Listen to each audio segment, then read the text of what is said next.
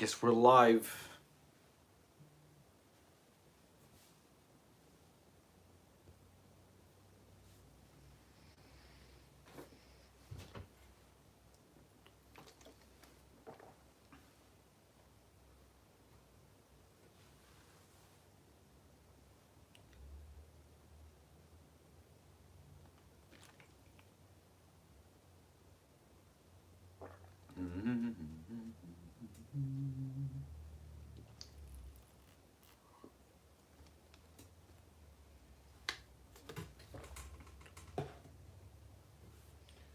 All right, we are live in the chat room. Sup, Larry? How are you, sir? You're the first one in. Let me just do a couple things while I wait for other people. Larry, if you're in here, just give a thumbs up so the video can get out there, please, if you can.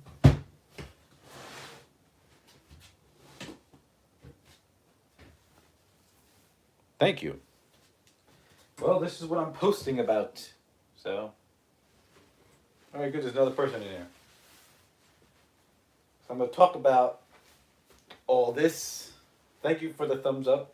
If there's another person in here, please, if you can, put another, what do you call it, thumbs up.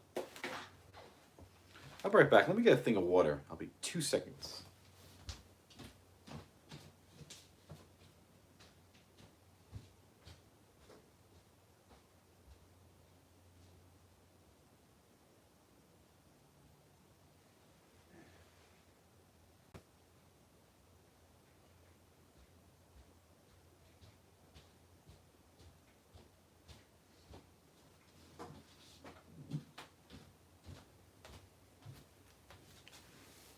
Oh, cool. There's 3 people in here. Nice. Or 4 people, I'm sorry. All right. Well, how's everybody doing this morning? It is around, 10:30 Eastern time where I'm at. Saturday morning. It's been a very good day so far. Just chilling, hanging out. My girlfriend's at her friend's house helping her with a yard sale. So I don't know how long she's going to be with that. So I'm like, you know what? I figured I'd do a live while I'm waiting. And then later on today, I'm going to get my daughter, do some stuff with her. I'm also doing stuff around the house. On my days off, man, I usually stay pretty occupied. So that's what I'm doing today. But the reason why I have this chat is I just want to show you guys real quick, really test it, in my room that I have here, where I'm going to be doing my videos. This is the next room in my house that holds all my records and all my man cave type stuff, I guess you can say. So, maybe I can show you guys real quick. I'm not going to move it too much because I don't want to mess up this angle. But, is it... Yeah, I guess it's clean enough. Hold on, let me just move a couple things on the floor and then I'll show you, all right? Because still working in here a little bit. I got my toolbox in here and all that.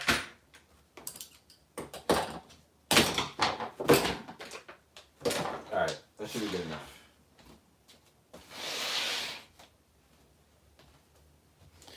And you guys see all the crap that I have, all right? So here's my cube organizer.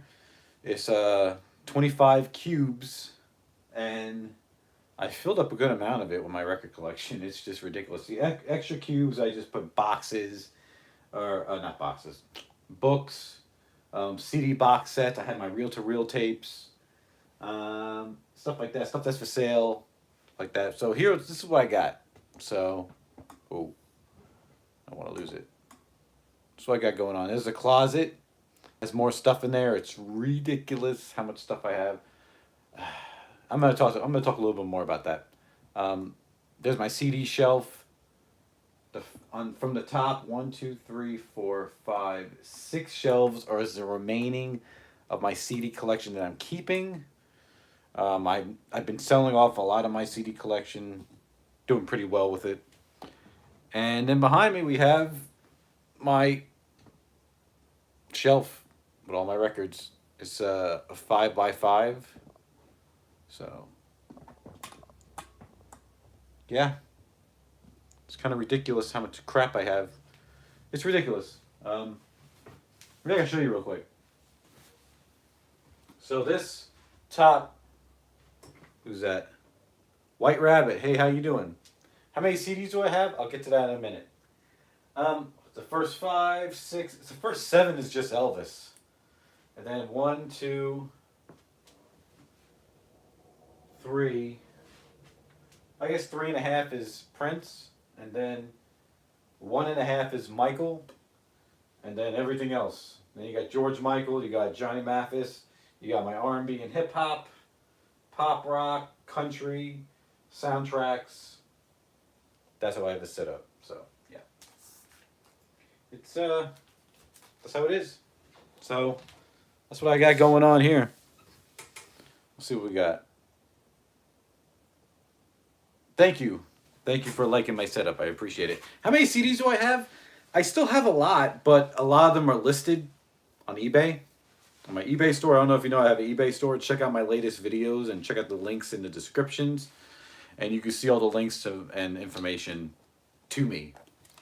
And so I've been selling a lot of my CDs, and all I have really left is what you see on that shelf over there I showed earlier. If you didn't see it earlier, go back and watch it when this is over. But honestly and truly, man, so I've been, organizing the stuff, getting this room ready to do stuff in here. And it's just making me realize how much crap I have. And I'm not gonna lie, man, I'm really thinking about getting rid of a lot of my stuff. Not my records, but my movie collection. If there's a way I can put it all digitally, I'm looking up a way how to do it with Plex and a couple of software programs so I can still have all that physical media, but just not actually have the the physical disc anymore, and putting it on some type of app or something, because it just takes too much room up. Too much room. And I have a lot of my movies for sale too, but I still have a crap ton left. It's just ridiculous. But so that's what I'm doing with that. And as far as this cube organizer goes and all my records, the Purple Bookshop, I think I have that one live CD included. Dang, man, you got a good eye. Yes, that is the 21 Nights book from Prince when he was alive. It's not easy to find anymore. But what was I saying? Yeah, so I'm really looking to get rid of a lot of stuff. But as far as my record collection, I'm not going to get rid of. But I tell you what, man, when I fill up this cube organizer prop with strictly just records, I'll be honest with you, I'm probably going to stop collecting. Or sell some, maybe not all of them, but just sell some. But yeah, so I have all my records in order from when they came out. Starting with Elvis, like from 1956 going forward, in the 70s, 80s, stuff from the 90s to 2000s on LP and till now. So the 2010s and until now. So it's really cool. I'm really happy with it. Really happy with it. How everything's turning out. And now I do my stuff in here for eBay now. I just sit in here and I do it. I have my printer when I print off labels. I got my computer in here. I got my record player in here. I'm still in the process of setting up because I'm selling my receiver. It's just too big and too heavy. It's a receiver really more than what I need. It's like one of the Mac Daddy receivers. It's so big and heavy. And it's for like somebody who has a crazy setup for, like a movie theater system almost. It's crazy. Marcus and Elvis Productions. Hello, how are you? Hi, CADWA. I like the George Michael picture. Good stuff. Cool. So yeah. So that's really the thing. So I'm selling my receiver. I have that for sale right now, like on Facebook Marketplace. And I have a few people looking at it. But whatever I get out of that, I'm going to buy a new receiver with. Am I doing posters and wall art? I'm debating on it. I'm debating on what pictures to put up. I'm very picky when it comes to putting stuff on the wall. You're starting to get into Johnny Mathis? Good, man. I'm telling you, man, Johnny Mathis is amazing. Speaking of Johnny Mathis, I've been putting all his music on my computer and on a hard drive of all the stuff I have. Let me show you some CDs I have. These are actually sitting right here. Real Gone Music did some releases of Johnny Mathis, and they're great. And this is just a few I had. I'm saying all of them, but I have this one. Ooh. Oh yeah, there you go, right there. Got this. It's like 2 albums on one. This is what they did in the series, and this is the same stuff that, excuse me, appears on that albums collection box set. Same bonus tracks. I would really love to get it, but I have almost all his albums on individual CD, so that's the only reason why I don't get it. It's expensive. It's like your OG setup. I dig it. Yeah, it is, but it's better because I have a better house, and this room is more wider and more spacious, just bigger in general. But yeah, and I didn't have it anymore because I had a roommate at that time at my last place. But yeah, but yeah, this is some. I'm glad to hear you're getting into Johnny Mathis. I'm actually gonna see Johnny Mathis in October. This is actually a very early release. This one's not easy to find on Real Gone Music. A lot of people who want these releases or have these releases and don't have this one really want it. So, honestly, I made part of my Johnny Mathis CDs. I've been thinking about it after I put them on my hard drives. So, yeah. And CDs are making a comeback, man. I tell you. They really, really are. But yeah, so yeah, I'm in a process of going through stuff. Like I said, I have a lot of stuff, and I'm putting stuff on Facebook Marketplace. I'm trying to sell it locally. I have like a lot of pictures and all that. But yeah, I'm going back to somebody asks. I see a lot of his stuff at antique stores. Yeah, Johnny Mathis is easy to find. Johnny Mathis isn't really, sadly, he's not really collectible, which is a shame because he's a great artist and a great, beautiful singer.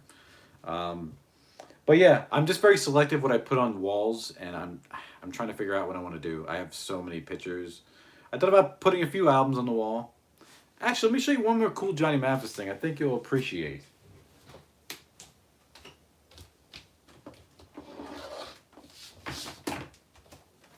I have... Oh wait, this is the wrong album. Oops. I have of Johnny Mathis a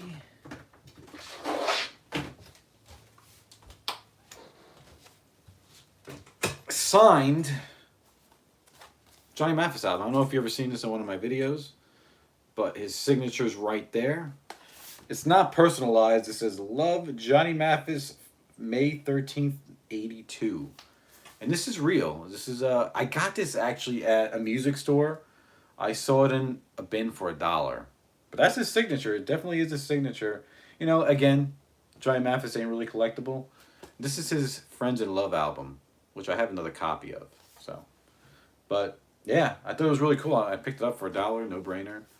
And this is a promo copy. So I don't know. I'm really curious about how somebody acquired it, because I didn't get his autograph. I didn't meet him and get it. I found this in a store.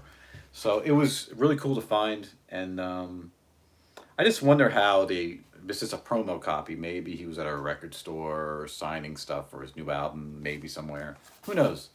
It'd be really cool to find out if I was able to. But yeah. So, but it's beautiful weather out here still. We're going, officially March 20th is the first day of spring, and I'm telling you people, I hate spring. I hate summer. So, any albums I recommend from Johnny Mathis? Anything with Tom Bell. Anything with Tom Bell, like the Mathis Is album, Coming Home. I love his 70s stuff. I love Johnny Mathis' 70s stuff. Killing Me Softly with Her Song, that's a good album. I literally own every Johnny Mathis album. So you should go, if you go back and look at my videos, you'll see my complete album collection. I got some 45s of his. There's one of them right there in the yellow sleeve. So yeah. Someone said something about Elvis. What did they say? What did they say? I am closing in on 500 Elvis CDs. It's an addiction. Yeah, you're telling me. I have a lot of new Elvis stuff coming. A lot of new Elvis stuff coming out.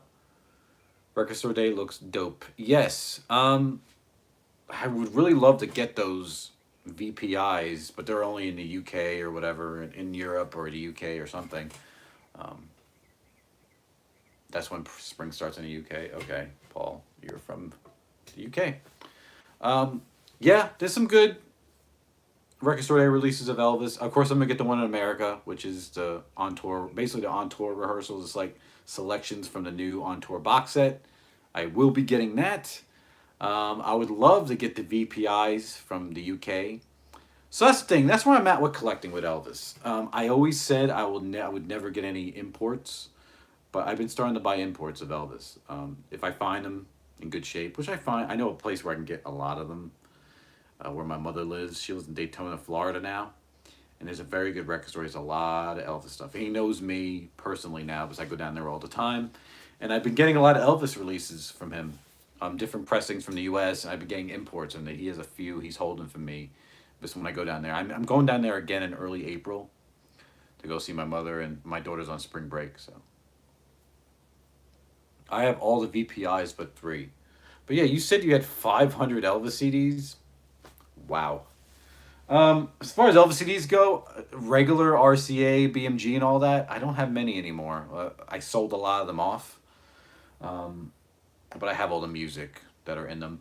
And but I do have a lot of FTDs. I got a lot. I got basically all Elvis's main discography of the albums, classic album series. I don't. I only have a couple of a few soundtracks. Like to me, the important ones, like the ones from the 50s. I have Blue Hawaii, GI Blues, Viva Las Vegas. Those are the ones I have. I wish I picked up the other ones, but do I have any Tears for Fears? No, I do not actually. I do not. Let's see. Is that a UK group, Tear for Fears? I don't know what they are, but no, I have George Michael. Um, a few. I have a few other artists. I try not to venture out too much in artists and vinyl because if I bought excuse me if I bought everything I listened to, I would have thousands upon thousands of records. And honestly, I don't even know how much I have now. I know I have probably uh, I would say close to 1,000 or right at 1,000. Not really sure though, but I'm glad there's 7 people in here. Last week I did a live chat, and there was about 20 people in there. I was very happy with the way it turned out. So.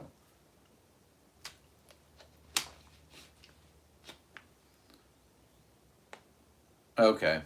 Yeah, I still have a few Elvis box sets. I got some FTD books. Um, I'll tell you what, man. So I've been watching a lot of other channels. I watch, Ed, the King's Court channel. I watch Marcus's Elvis for Everyone channel. Mal, what's up? How are you? Having your morning coffee and watching? Nice. Yeah, I drink coffee every now and then. I try to drink only once a week because I don't like to drink too much caffeine. But yeah, good stuff. Thank you. I'm glad you're enjoying this while drinking your coffee. What was I saying? Damn, I forgot what I was saying. Shit. Don't you hate when that happens? Will I ever stop collecting CDs? LPs? As far as, yes, CDs, I will. Like I mentioned earlier, I am selling my CD collection, a majority of it. Not all, but about, I would say 90% of it. LPs, I've been talking about it lately. I'm just wondering when I will stop collecting. I can see me stop collecting it when I fill up this shelf strictly with LPs, because there's a lot back there, man. Lots. It's just crazy, and I have some stuff over here on the top, like other collectibles up there. So it's really cool. But yeah. Any Elvis CDs you are selling? Yes, Marcus, I am selling Elvis CDs. Um, I do have them on my eBay store.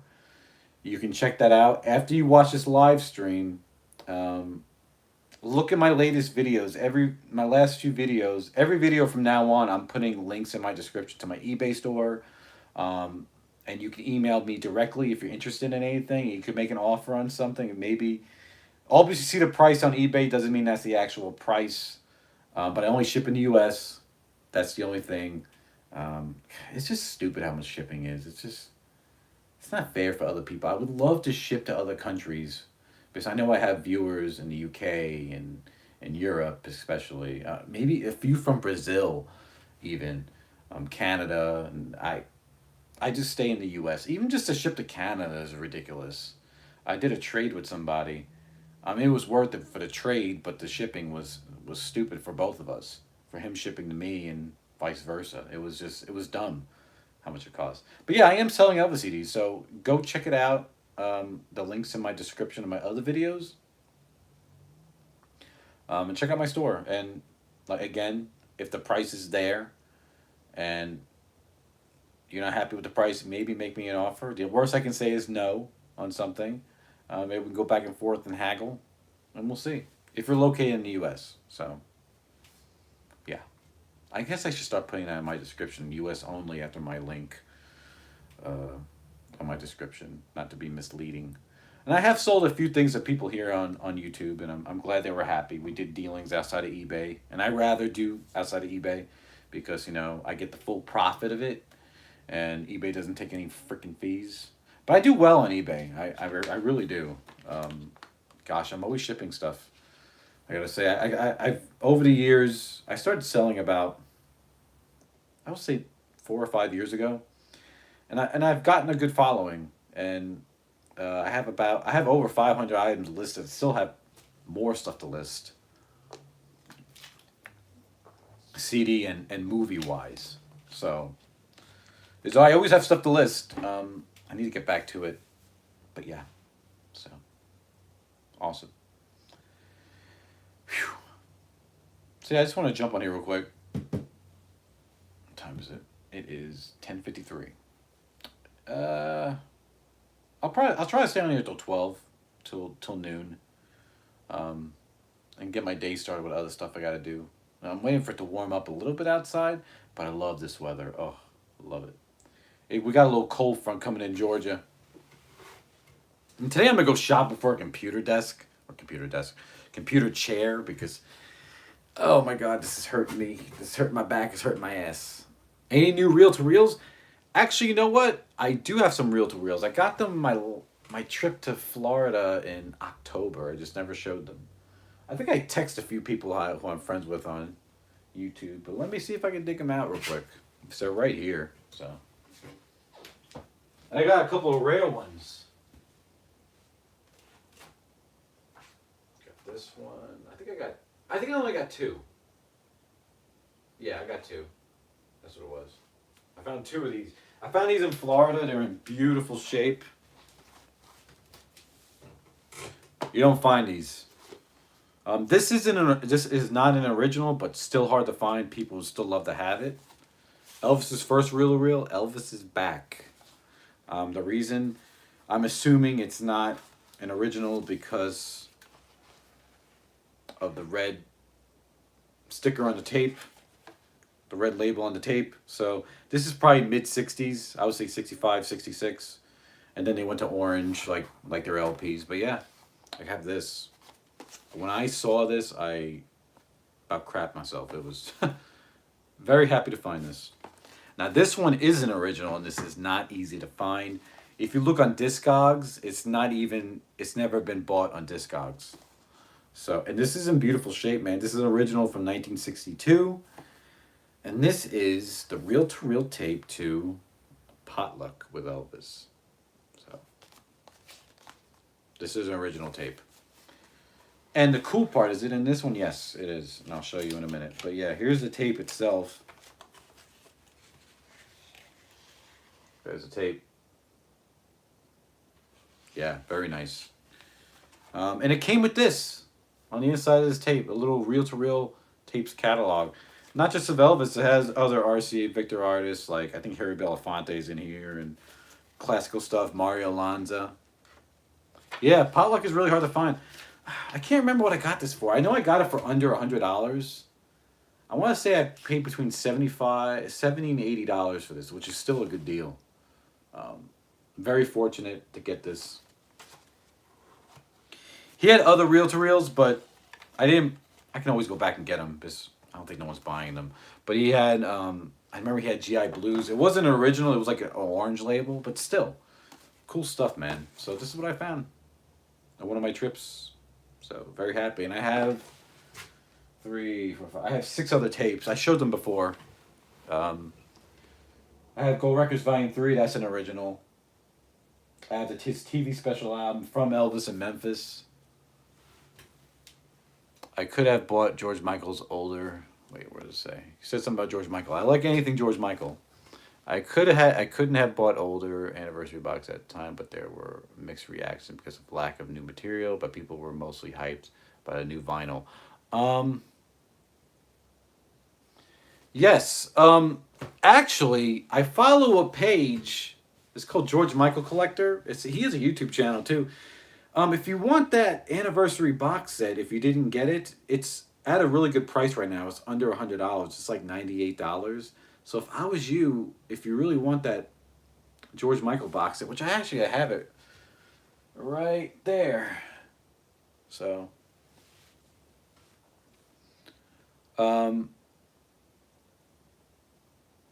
yeah, so yeah, you should really get it as far as the Elvis box set or the George Michael box set. Yeah, and that's the complaint. I still need to do a review on it on the George Michael box set. There's no unreleased material, which kind of sucks. It's just alternate mixes, remixes of, the singles from the album. And I wish they had the DVD to his Unplugged. It would have been great. But as far as the original vinyl goes, it goes for stupid money. But you should just get the regular vinyl release. And from what I understand, it sounds great. Let me grab it. It's right there. That's what I like. I can grab stuff now and show you guys.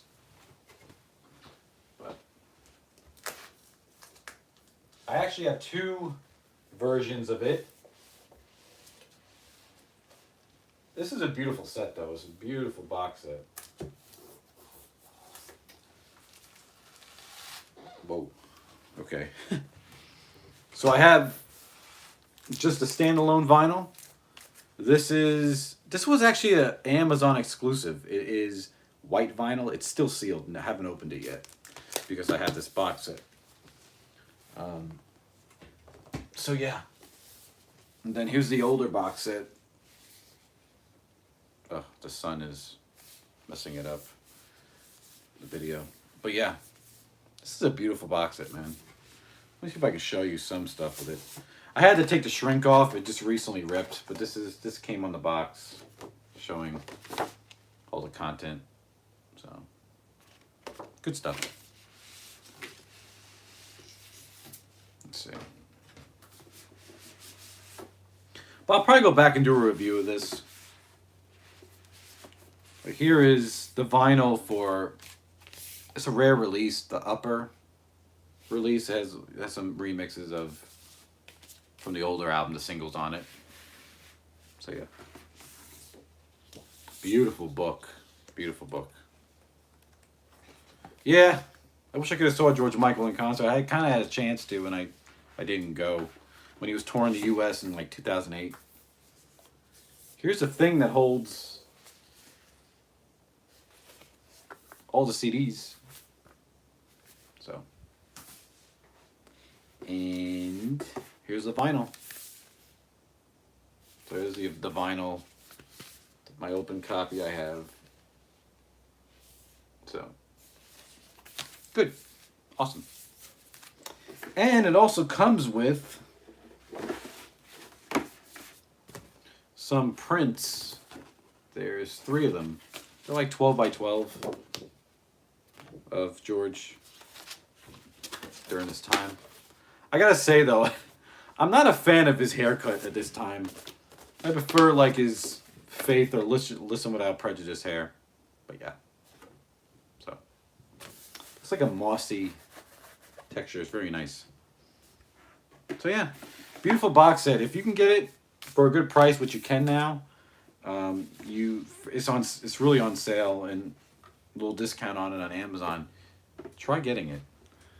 I paid a lot for this. I want to say I think it was close, like $160, and it's only on sale for like $98. I wish I was that guy, but usually when something comes out, I buy it as soon as it comes out. That's the way I am. So yeah, there you have that. I'm gonna stick this here.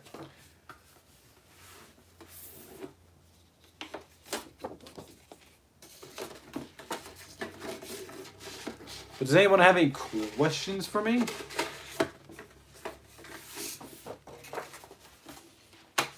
Or want me to show anything of mine? I'm all ears, baby.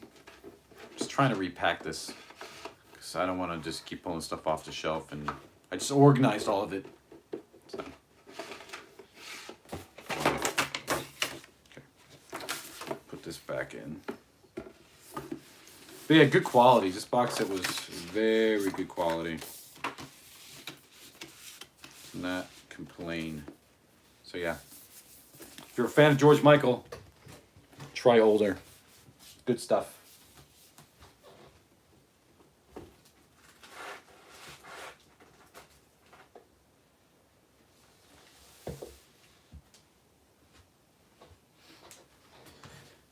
Okay.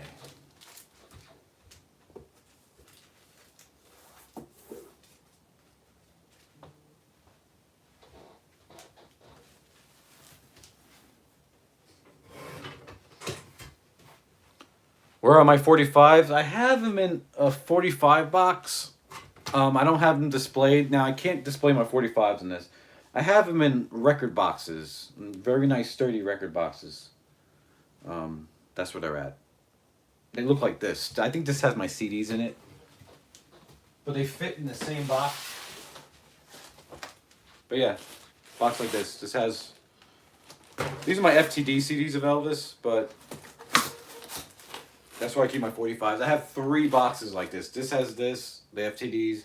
The other one has 45s. So... I had 4 boxes, but I gave a box to my friend. Because he had a lot of 45s. What do I think about the new MJ movie in the making? I think it's... I'm very excited about it. I'm very excited about the MJ movie. I'm not going to do a comparison to the Elvis movie, but I really hope they have the right people doing it, like production-wise and director-wise and all that stuff, because it's Michael, it needs to be done right. I think it's great that his nephew's playing him. If you guys look up his nephew, he really does sound like him. He looks like him to a degree, you know, maybe how Michael looked in the 80s before he, you know, started attacking his face with plastic surgery. But I think it's going to be great. I feel great about it. I hope they do a good job. That's all I can say. And I'll be in line to see it when it comes out. Love to see it. So, I'm going to put these back too.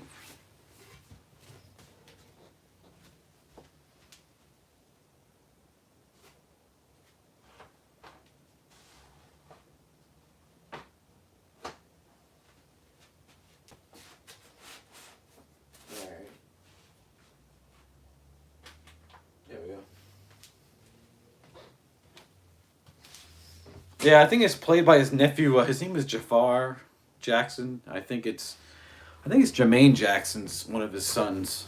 So, looking forward to that.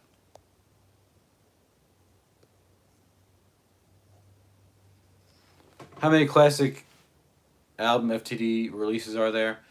I couldn't tell you off the top of my head.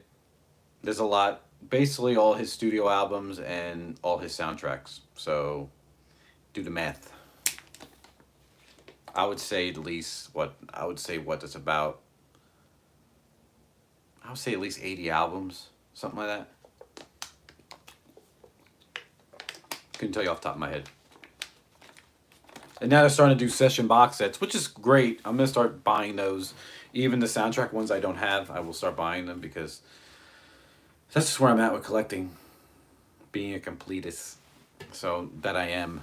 I wish I could buy the FTD vinyls, but they're too far in it for me. I can't spend that much money. I'm not going to spend like $1,000 on the Blue Hawaii FTD LP or the On Tour. I'm not doing that shit. No, thank you.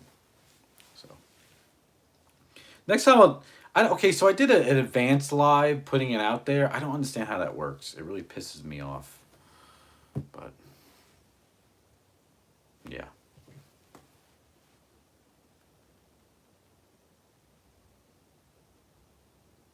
I wish I had more people in here. What are you gonna do? I guess I need to plan it more in advance. A couple of session boxes are getting hard to find now, like his hand in mine. I actually own that. Funny you should say that. So I just went to Graceland and right after Thanksgiving last year. And I'm about to go again at the end of the week with my girlfriend because she's never been and she really would like to go. But when I was there, let me just tell you this, especially if you live in the US, all because it's not an FTD release isn't available online doesn't mean it's not available at Graceland itself. So when I went there, all these releases that aren't available online, they still had some at Graceland. Now, did they have a big selection? No, they didn't because, I think FTD is still recovering from that fire they had at their warehouse because they have to and there's a chance they're not going to reprint all that stuff. So, like, for example, actually, when I was at Graceland and I was looking at the FTD section, because I'm like, I can't wait to see the FTD section they have, selection. I remember last time I went, they had a lot. But last time I went, it was before the fire. And they had virtually everything you can pick. But when I went in November, they did not have a lot of his studio albums anymore. They just had a very small selections. Um, okay, Mal, 80 CDs. I was close. Thank you for confirming that. Um, and they had a very few selection of his studio albums. They had a lot of live stuff there. They had a few older releases, not many, but a few older ones. And they just had a selection of soundtracks, which a lot of people don't, as far as buying, just straight up buying. A lot of people don't go for Elvis soundtracks. So they had a good selection of soundtracks because I don't collect them. I could have bought them, but I didn't. But I may actually do that when I go on this trip. So I'm definitely gonna bring some stuff back that's not available. And they had other session box sets. They had Devil in Disguise, which I bought, His Hand in Mine. They still had Fun in Acapulco there. They still had Kid Galahad, and you have people on eBay selling that stuff for stupid money. So, but I know that stuff is more available in the UK and Europe because they're made. I think they're made in Denmark still. So, um, it's more accessible for people there. So yeah, and and yes, I mean the FTDs hold their value. I have a few for sale of mine because I have the session box set, so I'm selling the regular classic album series version of stuff.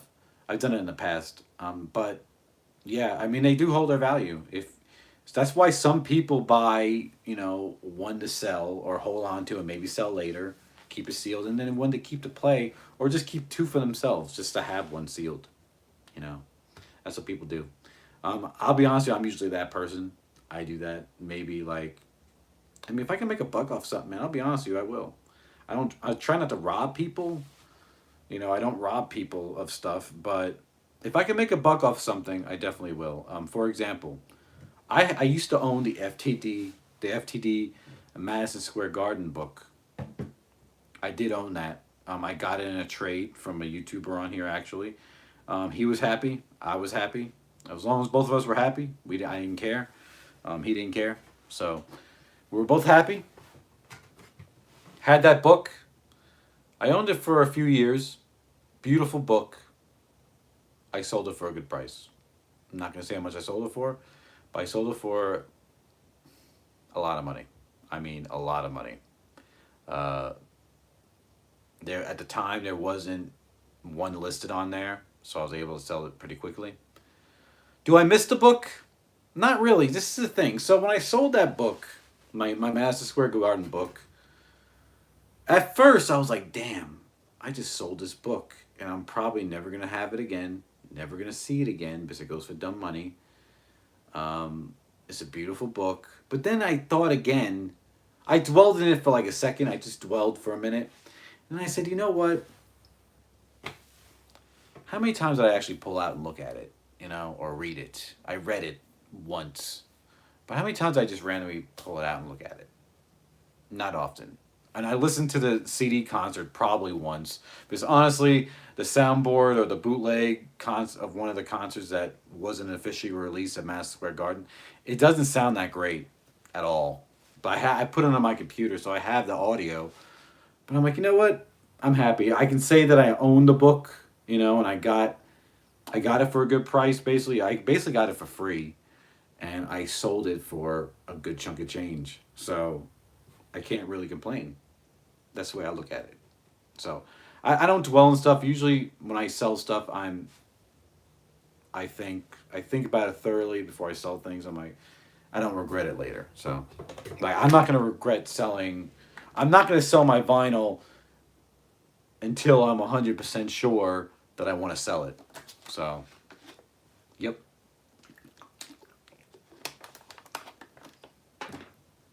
Like, because I have some pieces of vinyl, man, that people would love to have in their collection that they don't have. Like, I have Elvis's first album. I have 2 different variations, original copies of it. I'm very lucky to own. So, I mean, and I have a beautiful, beautiful copy. Well, the vinyl's not in the greatest, but I have a beautiful copy of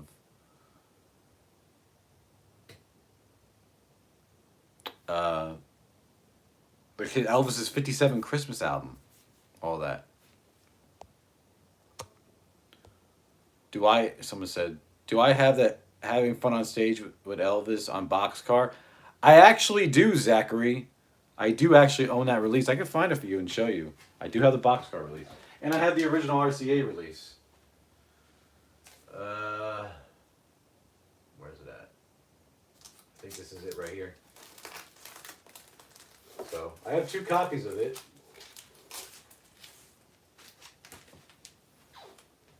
So, still in the shrink.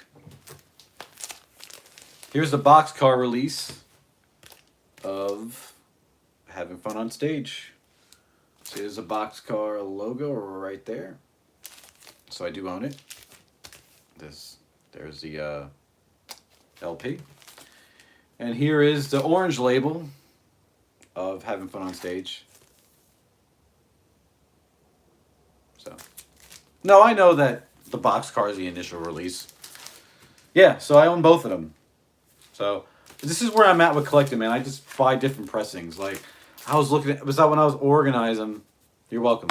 When I was organizing my records, I put all the different versions I have of that album together. Like I have like 6 different, maybe 1, 2. I have 5 different versions of Elvis on Stage from 1970, February 1970. I'm crazy. I'm a nerd. I'm crazy. That's what I am. So.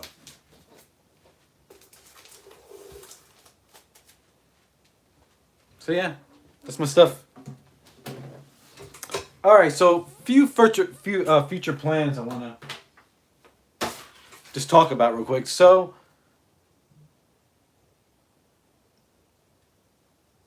Hold on a second. I'm reading a text. I'm sorry.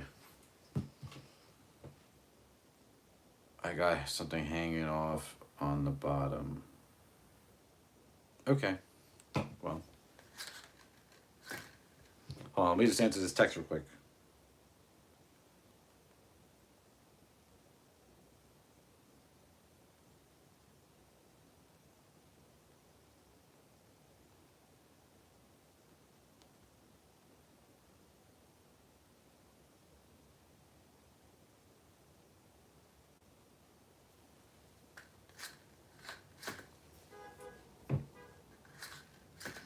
Yeah, so what was I saying? Oh yeah, so future plans. A future live I'm gonna be doing. We haven't talked yet. We've been talking about it, or we talked about it once. We're gonna try to get together again and talk about it. Me and Mark from Mark's Elvis for Everyone channel. We are gonna do a live together, which will be great. I can't wait until we do that. We're gonna plan it. It's probably gonna be hard, because everyone has different schedules. But we are gonna make it happen. It is gonna happen. So, we are. That doesn't make sense. We're gonna make it happen. Holy shit. I didn't do good in English, I'm telling you people. So yeah, I can't wait to do that with him. It'll be fun. We're gonna probably show each other our collection. It'll be great. I'm gonna love it. Great channel. If you don't know Mark's Elvis for Everyone channel, well, look it up. Seems like a cool guy too. And I also I did a few live chats with other YouTubers, like Curtis Simpkins, when Ed was on there too, and Joseph was on there. Fun time. I love doing stuff with other people. Because some of those people, you won't ever meet in person, and that's the closest you can get. So yeah. But, yes, this is my last day off until my vacation. So from tomorrow until Thursday, I work. Monday, Tuesday, Wednesday. Yeah. So then I'm going to go on vacation. Be going to Memphis, going to Graceland again. Because my girlfriend wants to go. But I'm always up to Graceland, It's like Disney World for me. Pretty much. So, yeah. So I'm looking forward to that. So I did pre-order the Live 72 LP. I do plan on getting the Record Store Day. The only one I know who actually saw Elvis live was Ed of the King's Court. I may have if I was alive in those days. Too bad. Yeah. I know a few people that saw Elvis live, of older people. But yeah. I feel like where my records are right there, it's like a weird blur. That's weird. Maybe it's the way the light's glaring on it. But yeah. So so I did pre-order that release, and I do plan again the Record Store Day here in the US of on tour rehearsals. I probably won't get the VPIs. I would love to own all of them, but again, they're too far into the VPIs, and I'm not gonna try to get them now. That's just the way that I am. Like Friday Music, when I find them, I'll get them. They're not really, you can't find them regularly out there no more. But I also found a couple of the Friday Musics when I was in Florida too, and I bought some. Which one did I buy? I think I bought Raised on Rock. And what was the other one? Promised Land, maybe? Those are the two that I bought when I was in Florida. So yeah. But I'm glad to finally have the space for my videos. Because I've been living here for almost a year. Are they even pressing Friday Music Elvis stuff anymore? I don't think they... I think I heard they're done. Yeah, I think that, Zach, I think you are right. I don't think that they are printing any more Elvis on Friday Music, which is a shame. See, this is what I understand what they do. So Friday Music is basically Sony. So Sony will just do they'll pick an artist usually. Like they also did Billy Joel at one time. They'll take an artist, they'll take the masters, the private digital masters, of course, of the songs, of the albums, and they'll get them remastered from, usually a really prestigious mix and masterer like Kevin Gray or what's the other one? Ugh, I can't think of his name. Or Rob Santos or Matt Ross Spang. And they'll get people to do that, and they'll make like a nice release out of it. But yeah, I think they are. I think they're done with Elvis, as far as I know for now. I haven't heard anything of new releases or reissues on different colored vinyls like they were doing. I think they are done. So, yep. Which is a shame, because I really wanted all of them. I think I have about 8 of them. Where are they at? Yeah. I have his first album. I got Elvis's Back. I have Gold Records Volume 1 and 2.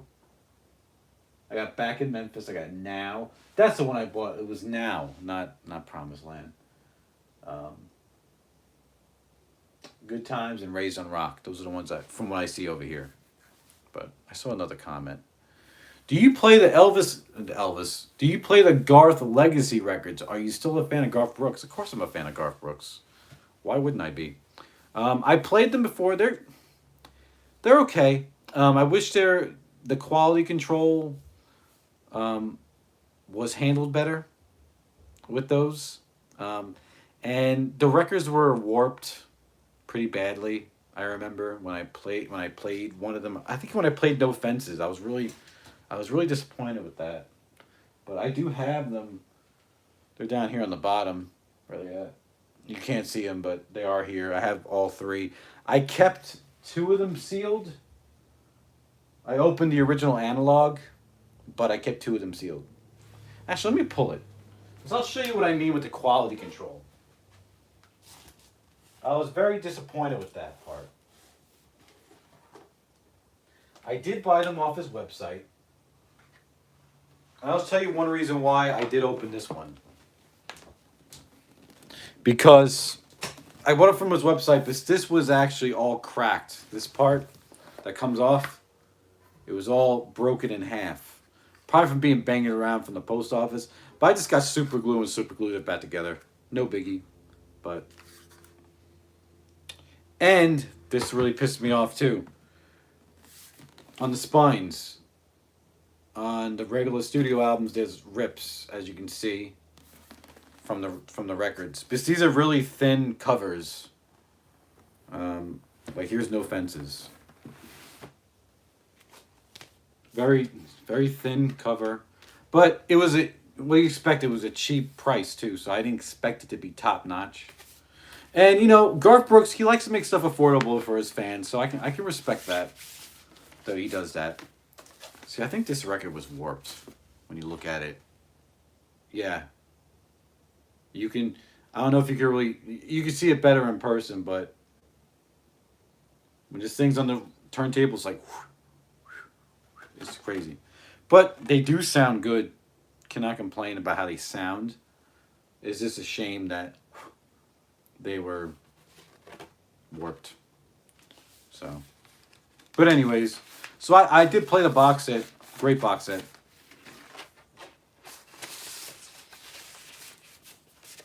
But yeah, so.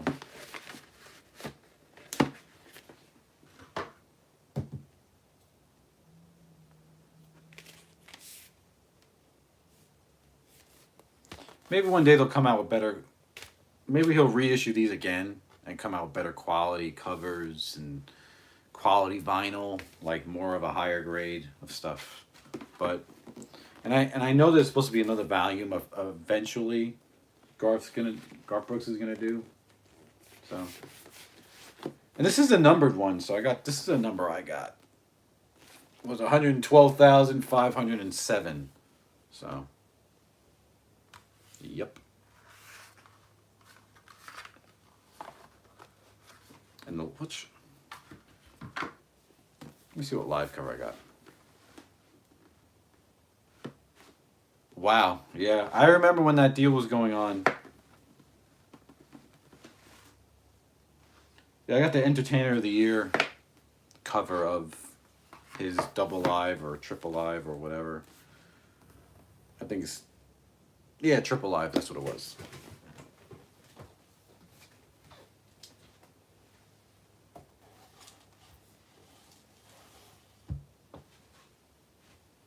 But I do have a big Garth Brooks CD collection. Maybe one day I'll just show that. I'll show that in a video. I'll make a Garth Brooks CD collection video. Why not? I do have all his studio albums on CD. Yeah, I mean Garth Brooks is the biggest, probably biggest country artist that ever will be, male wise. Female, probably Shania Twain. Like they were just so huge, man. What's my favorite album from Garth Brooks? If I had to choose, I always liked In Pieces. That has Call in Baton Rouge, and it has, you know, Ain't Going Down Till the Sun Comes Up, all that stuff. If I had to choose an album, it probably would be that one. Like that album a lot. So, but anyways,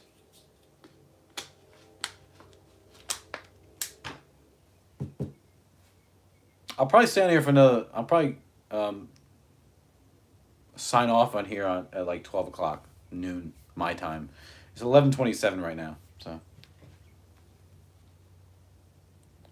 what's that Elvis white box set? Fourth cube over the top of the shelf. Let me see. What's that white Elvis box set over fourth cube over the top of the shelf? Oh, I think you're talking about that. Let me see. Are you talking about this? I think you're talking about this. It's over the third. It's not this. This is a DVD box set of MASH, the series. Are you talking about this? Answer yes or no if you are talking about this. So I'll pull it down. I'll show you. It's actually a book. I think this is what you're talking about. And this is I need to show this in a video. Oh, in the cubes. Oh. My apologies. Oh, I know what you're talking about now. This is very, very rare. You really can't find this. You really can't find this anywhere. And it's still sealed. This is one of 10,000. I have number 5010. Somebody bought this at Ernest Tubbs Record Shop. I think that's in Nashville, Tennessee, for $23.98. You ready for this? The Collector's Gold box set. I got this for a steal of a price on eBay probably like 4 or 5 years ago. Or three to 5 years ago. This is still sealed. This is not easy to find. Of course, it's a CD version. I have not opened this. Yeah, I have like a little sleeve over it. But I know other people that have this. It's opened. It looks just like the CD. Yeah, it is pretty sick. Yeah. So it has 3 LPs on it. See, as far as my Elvis collection, I have really, I would say, I'm not going to say everything because I don't have no one really has everything unless you're like, you have disposable income. But I have all the major Elvis releases, even in the 90s and the 2000s and all that. So, yep. So that's that.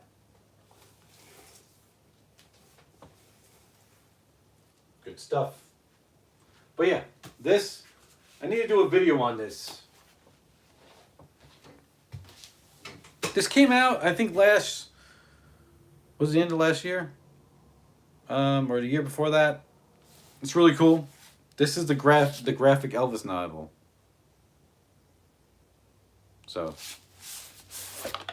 it's really cool. I read some of this.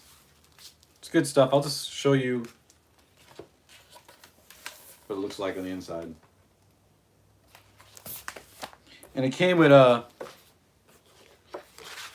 some prints of him.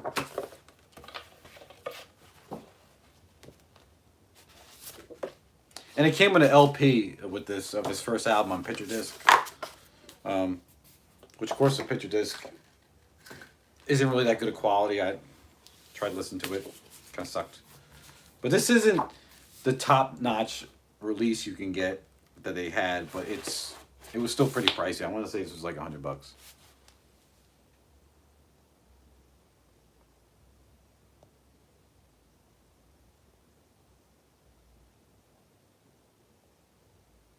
What's my day job again? I work retail, we'll just say that. It looks like you have the Royal Philharmonic Orchestra box that's on the shelf, 5th cube. Is that what it is? The black and purple ones, If I Could Dream and Wonder of You. Is that what it is? Yes, Zach, I do own both of the super duper box sets. Yes, they're up there on the top. And I have the regular vinyls. I think they're both sealed. But it's those the big box sets of the Royal Philharmonic Orchestra, those are both open.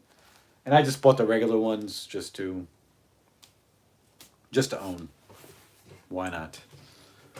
When you're a compulsive collector like me of Elvis, that's what you do.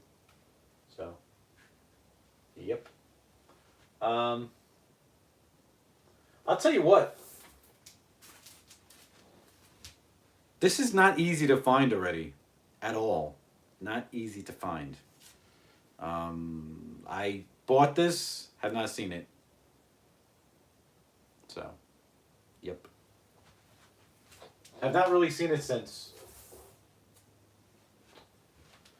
So yeah. What was I about to say? Someone said something about the Wonder Review or the RPO box sets, the Royal Philharmonic Orchestra. I like those albums. I really do not like, but it actually grew on me. Actually, I used to say all the time I hated the Christmas one. They sound like karaoke tracks, but actually it did really grow on me. Ain't gonna lie. I was listening to it just this past holiday season. I'm like, you know what? I like it. And initially, I'm like, what the hell is this crap? But it was actually not that bad. But yeah, so I do own that too. So. And the cool thing about those big RPO box sets is that they had a few deluxe in the deluxe edition of those, a few bonus tracks that aren't available anywhere else. Maybe you can get them digitally, but I don't know. Somebody just put in another comment. Zach, I think it was. Elvis movie soundtrack. I had the CD, didn't bother with the LP because I didn't love it. I loved the soundtrack. And they just came out with another deluxe edition, only digitally. I thought about buying digitally. I don't know. But I enjoyed it. I liked the soundtrack. I listened to it a lot. Because I like the rap on it. I like Austin Butler's tracks and all that stuff. Good stuff. I just wish there was more tracks on the vinyl that was on the first digital version of the release. So yeah. And I have some Graceland exclusive vinyls of some releases. I have the From Elvis in Nashville.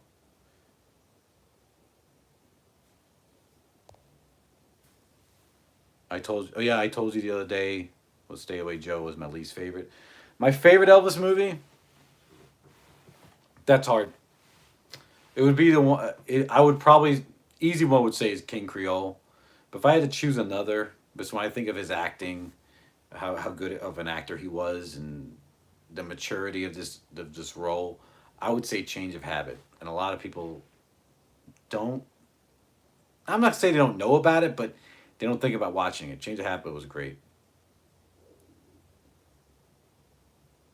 Blue Hawaii is my favorite soundtrack.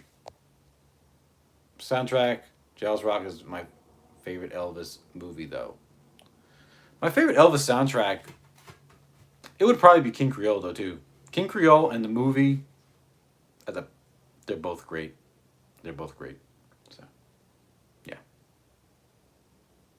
Love it. I keep looking out the window because my girlfriend, when she pulls up, I'll probably sign off. I told her to text me when she's on the way home. So, yeah, she's not far up the street. She's helping a friend with a yard sale they're having. So. Curtis, glad you're here, man. How are you? I hope you're doing good. I've been watching your videos and everything. So. You're talking about your Nashville set that came in messed up. But hope you get that fixed as far as fun in the set in good shape for yourself. This is a great set. Good. Yeah, Curtis, if you ever want to do another live again,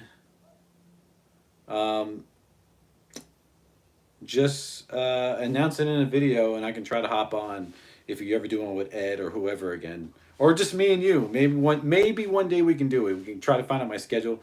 Just my schedule sucks, you know? So maybe we can do something. All right? Because I really enjoy doing that, and I think and I want to thank you for doing those live chats. They're great. They really are great.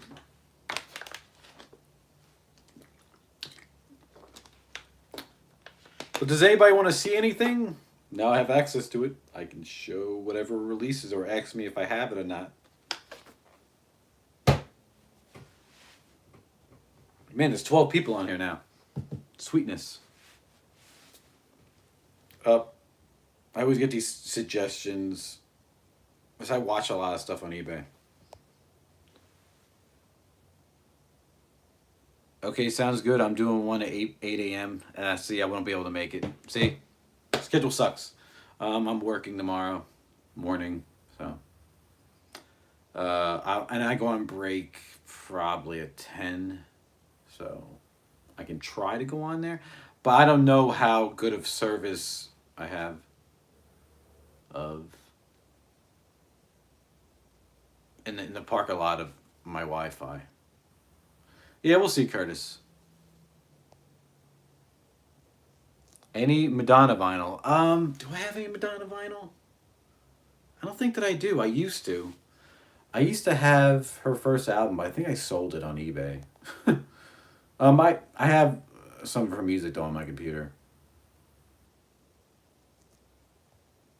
But yeah, Curtis, we'll see, because my schedule's wacky this week because I'm about to go on vacation. Any new Prince finds? Yes, when I was in, I found one new thing, which is really cool. I'll be right back and get it. It's right here. Where is it? Right here. It's a promo 12-inch single that has the dance remix version, long version. It has a 7-inch single version. This was like for radio stations and clubs or whatever of Let's Work. I just found this. I think I paid like $20 or $25 for it. It shows a little wear. Usually these type of things do, and staining. But didn't have this in my collection. The vinyl's in very good shape. Love it. This is actually one of my favorite 12-inch singles, if not my favorite. What kind of turntable do I have?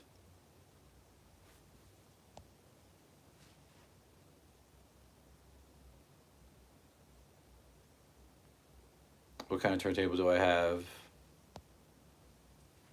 Mine is a DJ Professional Quality Audio Technica. I say Technica. I don't know if it's Technica or Technica. I say Technica.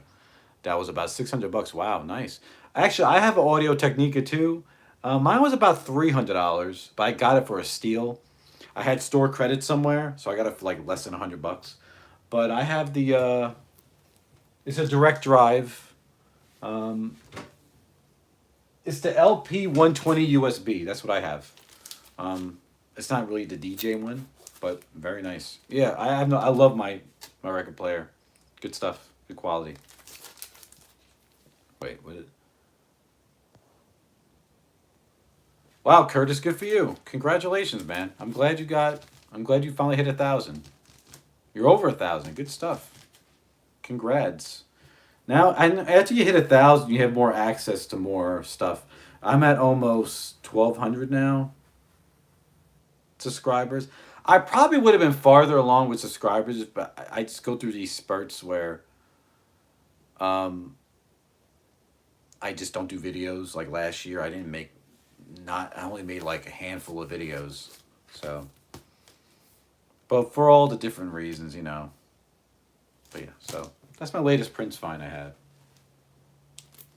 I have a lot of Prince vinyl. So, put it back.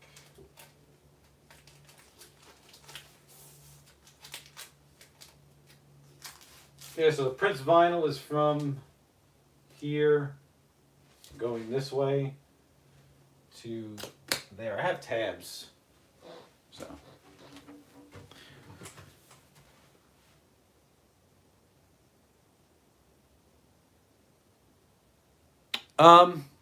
Yeah, I do use the Phono, the pure analog select. I use the Phono and then I press pure analog on my receiver. But I'm actually selling that receiver. It's a Denon. I have a Denon receiver. It's like a Mac Daddy receiver. It's actually more than what I need, so I have it for sale on Facebook Marketplace.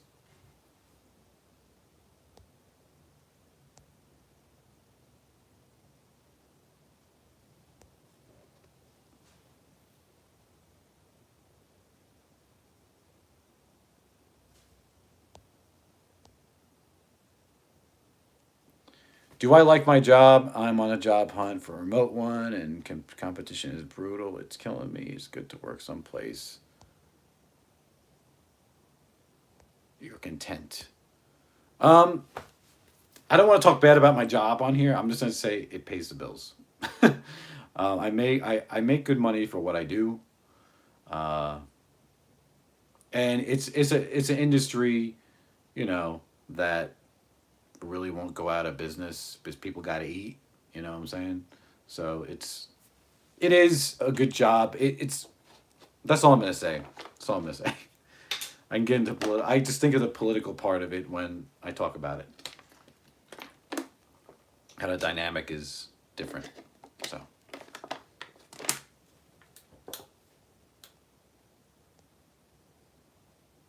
Curtis, I see you got the 60 CD set. Does yours have the clam bake bonus photo? Funny you should say that, Curtis. Some of mine didn't come with bonus photos, and whatever, I don't care. I got it for a good price. I basically got that for free because I had a lot of points for my credit card on Amazon. But let me see. I don't know. Some of them were missing bonus photos, and I think clam bake was missing. Probably. So. But yeah, this is a great set. Great box set. Let's see. I want to say it was missing because I remember saying, hey, I think that's missing. Here's clam bake. Yep. No bonus photo. Crazy, man. There was a few that were missing them. I'm like, what the hell? But it's fine. It doesn't bother me that much. It really, really doesn't. Whatever. I have the original. So, that's all you need. Matter of fact, let me pull those out. I feel like I'm just showing off at this point. I'm just happy to show my stuff now. I can finally show you guys my stuff if you want to see stuff. Double Trouble, Clam Bake. Here we go. I actually have 3 different versions.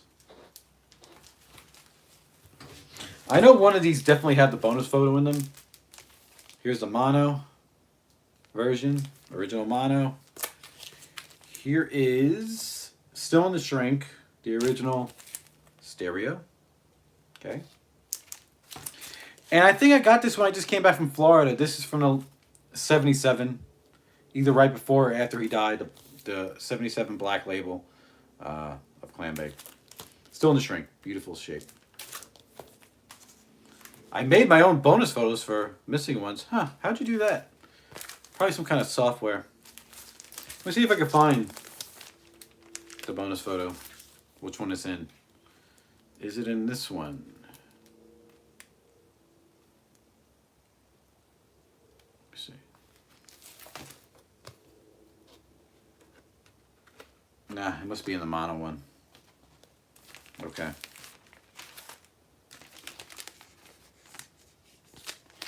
So let me put this back in here.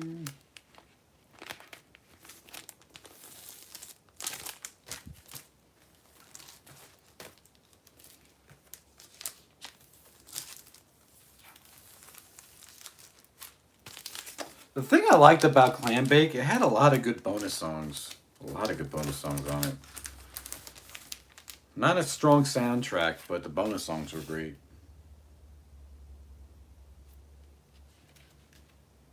Okay, yep, here it is. Here's the original bonus photo. I have it in the mono version.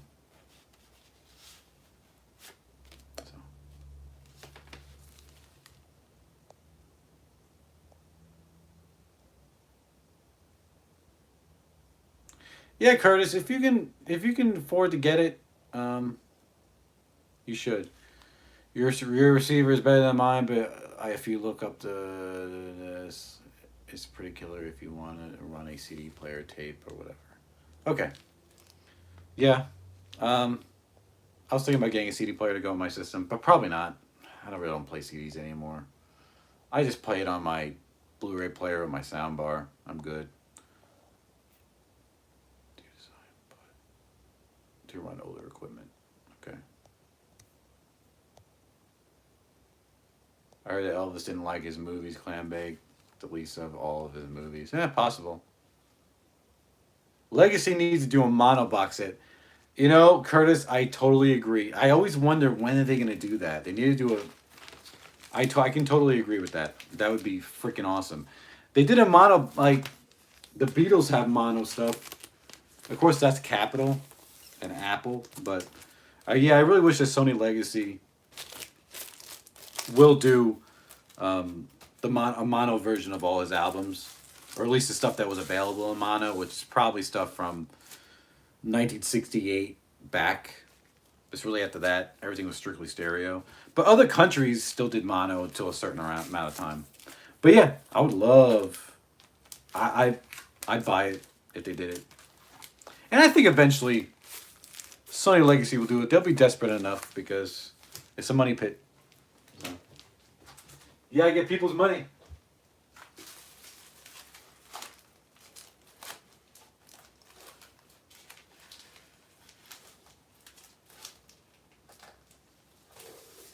There we go.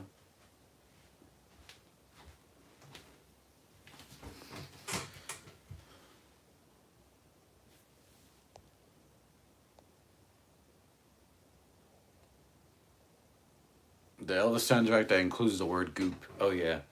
Baby, you can call it goop. Hey, hey, hey, hey.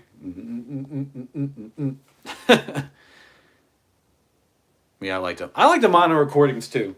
I have some FTD books that include the mono recordings of some stuff. Like, I have the mono version on CD of Something for Everybody that was included in one of the FTD books.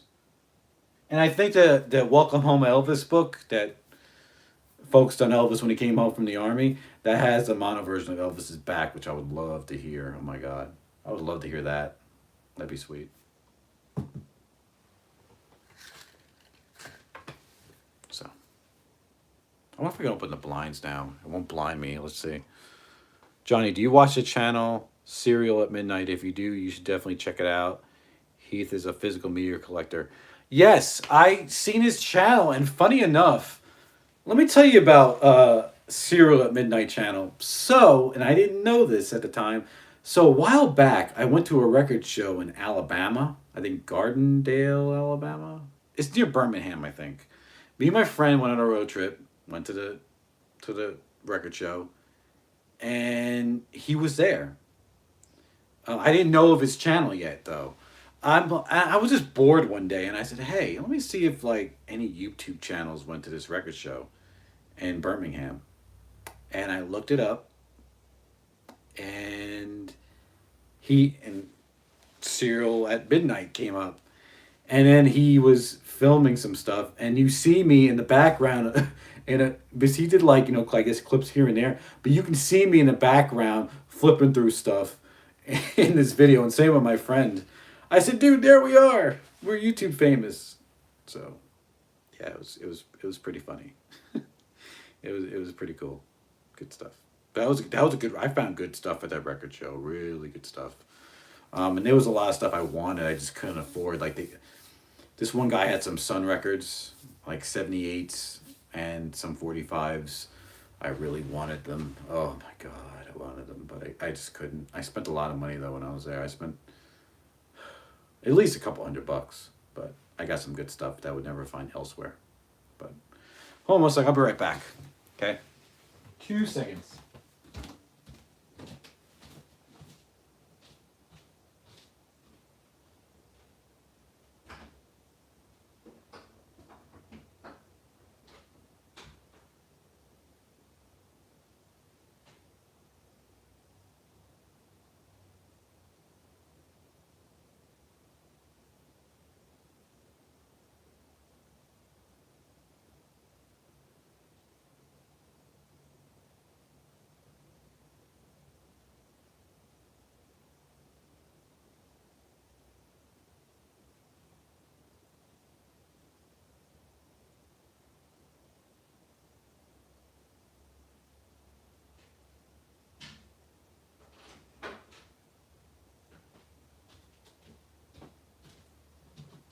All right.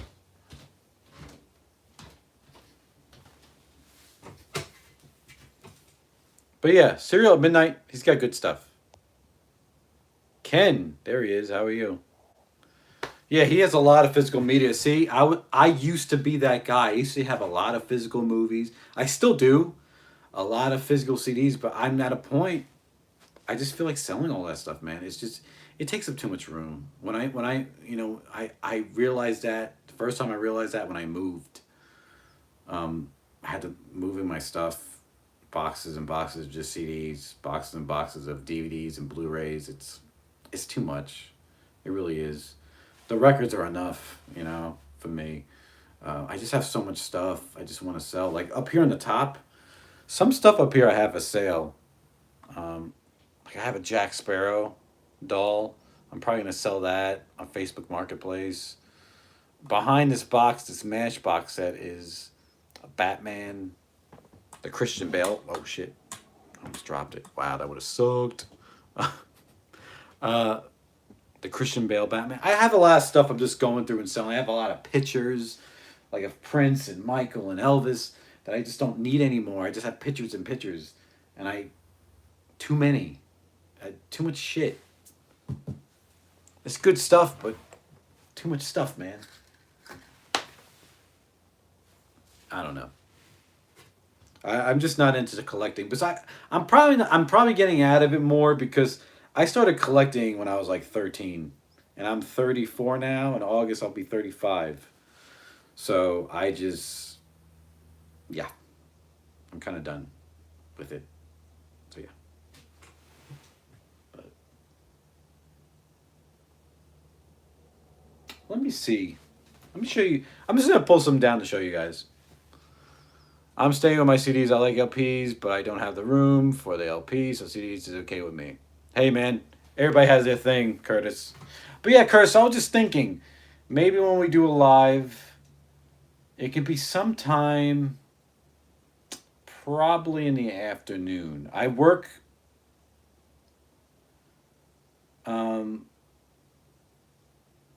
in the morning this week, but maybe I can come on. Maybe we can do something in the afternoon when I get off of work.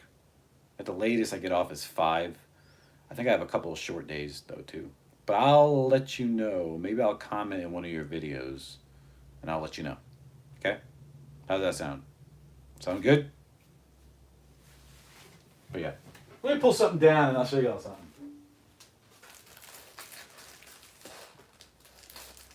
I'm going to show you some of the versions I have of Elvis's first LP. Just for the hell of it, I will show you guys. Here is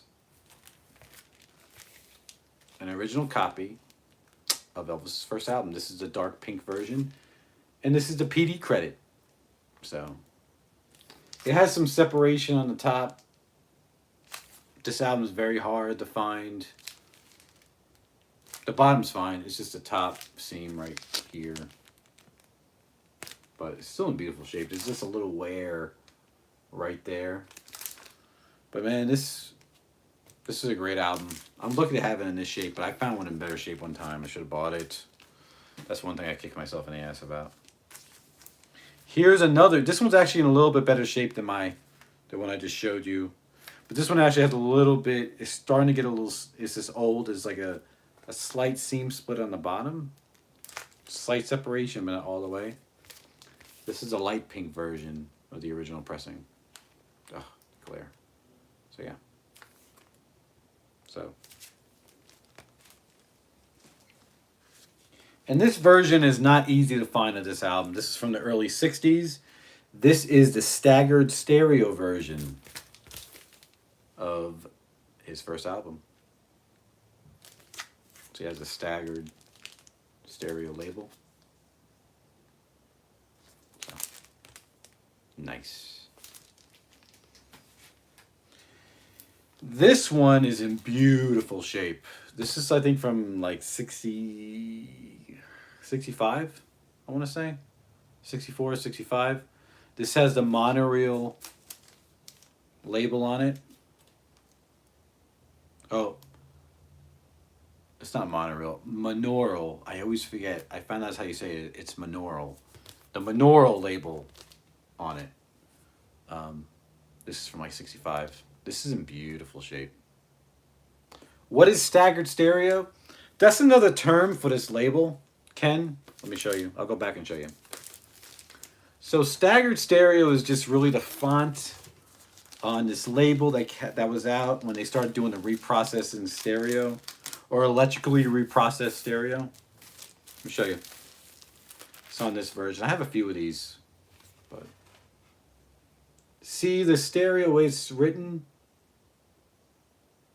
They call it staggered, but it's the way it's like, it's like a S is down here and then T, E, R, E, O. So that's what they call it. At least that's what I heard it be. People call it. But I think also people just say, I don't know, all cap stereo. I don't know. But I call it staggered stereo. I've seen people call it that. But anyways. So yeah. And then I have, this is the other version I have of Elvis's first album. This is still in the shrink. This is from 77. I think this is the black label version. So, yeah. Black label version of it.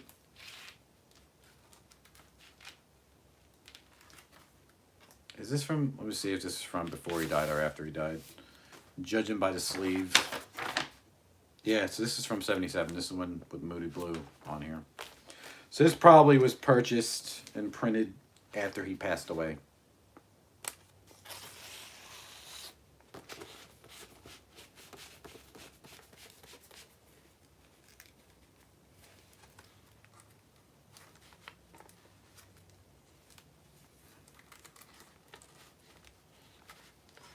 Yes, Curtis, Curtis, I think I ran into an orange label a couple of times. I just didn't buy it, but its condition wasn't good. But yes, I would love, this is the thing. I don't buy on eBay like that anymore. I can get all this stuff easily if I just shop on eBay probably, but I just don't do it. I'm onto the selling side. I'm on the selling side more. I like to hunt for stuff. That's just me. And I've been very lucky. There's stuff I have that I found in person that's very hard to find. So, oops. So now I'm trying to get all this shit back in the sleeve. But yeah, I would definitely love to have a tan and orange version. I have a tan version of this album in Canadian pressing. Yeah, Curtis, that's where I'm at with collecting. I just collect the different labels now. Because I have at least an original of all the albums, at least one. So. But yeah, that's all my versions of Elvis's first album.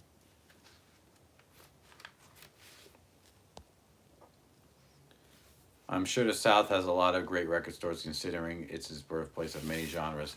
I gotta say, yeah, in Georgia, there's a lot of good record stores. We have a lot to choose from. A lot of antique stores, but yeah. And Elvis's albums, to me, when you go out and look for everyday record shopping as far as used stuff goes, you can get it for a good price. Especially if someone doesn't really look at the collector's side. There's been stuff I bought that was original. That stuff that's hard to find. I got for like $5-10. It's just that people just don't know what it's worth. So, like, I think I paid for this staggered stereo of this album. I got it for like $20, which isn't bad, but this is very hard to find. It's in beautiful shape. I think this monaural version from the mid 60s, I think I paid like $12 for it. So I'm constantly looking and shopping. I have a good friend that we go out. Every 3 months we'll go to we'll go shopping. We'll go to Atlanta or we'll go to another part of Georgia, and we'll make little trips and we'll take the whole day. We'll take the day off the same day as each other, and we'll go together. And he's the one. He's the guy I can do it with because he's just as big as a vinyl guy as I am. Right, what else we got? Are most new LPs these days 180 gram? Are they always clearly marked, or is there a way to tell? Yes, you can definitely tell, Ken, what's 180 gram or not. Most everything 180 gram? No. Usually, if it's like a superior quality type vinyl, it is. Very rarely stuff is 200 gram. There's stuff out there that is 200 gram. That's very rare. It's, price wise, ones I usually do 200 gram, I think is like MoFi or Analog Productions. 180 gram, you can find that with Friday Music. But just usually your basic album release of like, say like a new artist, let's just say, I'm just gonna throw a name out there, say Harry Styles' new album, it's probably like 140 grand. Whoa, oh my gosh, I am so happy right now. CJ is in here, CJ Horton. Sir, how are you? Great to see you, man. I'm so glad you're on here. I don't think you've ever been on one of my live chats. You're from the UK, man, that's awesome. I see you've been doing videos of your album collection. I'm very glad to see that. Awesome. Glad to see you, CJ. And I'm glad to see that you are collecting vinyl now, sir. Awesome. Awesome stuff. Cool. Glad you're on here. So excited that you're on here because, like I said, I don't think you've never been on one of my live chats. So now there's probably a good time difference between us.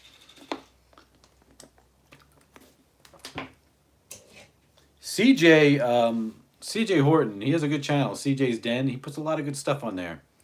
Good stuff. He has a huge collection. Yep. Glad to have you here, sir. He has a huge collection of stuff. He's a big Elvis head. Definitely. I like watching your shows you do. Those are really cool. I like the attire you have, man. Look like you have like a good attire of belts and shirts, and it's really awesome stuff. I have an Elvis jumpsuit, but it's like Aloha from Hawaii style, but it's a pretty good quality one for the price.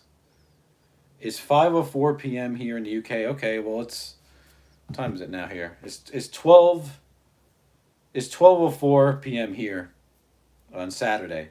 So yeah. Oh yeah, that's right. The the Oscars is tomorrow. I'm gonna try to watch the Oscars. I think I can stream it from one of my services. I'll be home in time to watch it, so I'm gonna try to watch the Oscars. Hopefully, nobody gets slapped this year. God, that was crazy last year. But anyways, yeah. I think it's gonna be hard competition though. Yeah, Elvis. I think Elvis movie will win something, but there is tough competition. You got Avatar. You got what do you call it? Top Gun. That was a great movie. Avatar was a great movie too, very great movie.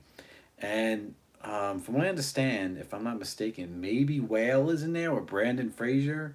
That movie has gotten a lot of attention, so it's gonna be tough competition for Elvis. But I think Elvis will. I think it's up for 8 categories. It's gonna win at least one. You know.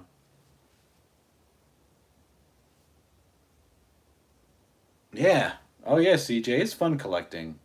You never know what you're gonna find. You never know what you're gonna find out there. Um, CJ, I'm just curious. I have to ask you. Since you're in the UK, are you a George Michael fan? I'm just curious.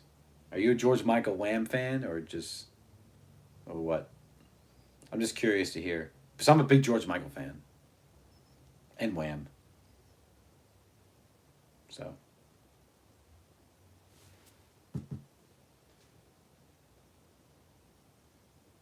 One guy who was a big George Michael fan, he doesn't make videos anymore. I wish he did. Was Rossi 1973? I never knew the reason why he stopped making videos, but he made great videos too, and he was in the UK. and he was a big George Michael fan as well, like me. But all of a sudden, he just disappeared. Okay, you are a fan of George Michael. I'm glad to hear that. I'm a huge fan. I'm a few MJ too. I'm glad. Glad to hear that. Had a chance to see George Michael in concert, but didn't get to. He was playing the states. It's like 2000. It was like 2008. He was doing his 25 live tour. He came to the U.S. At the time, me and my daughter's mom, we were pregnant with our daughter, um, and I had a chance. She's like, Johnny, we can't be going to concerts. You know, we're about to have a kid. I'm like, all right, fine. But then that was the last time that he played the U.S. Never played again. I thought maybe I'd have another chance to see him, but obviously not. So, but I got to see Prince, so I was happy to see Prince. Never got to see MJ, of course. Never got to see Elvis. Wasn't alive at the time, so yeah. Saw Prince twice. That was an amazing show. Cannot express to you how amazing it was, especially when I saw him in 2011. And then I went to his very last concert when he was alive. Very fortunate. It was here in Atlanta, 10 o'clock at the Fox Theater. It was like a April. I want to say April 7th. No, April 14th. It was. That's when it was.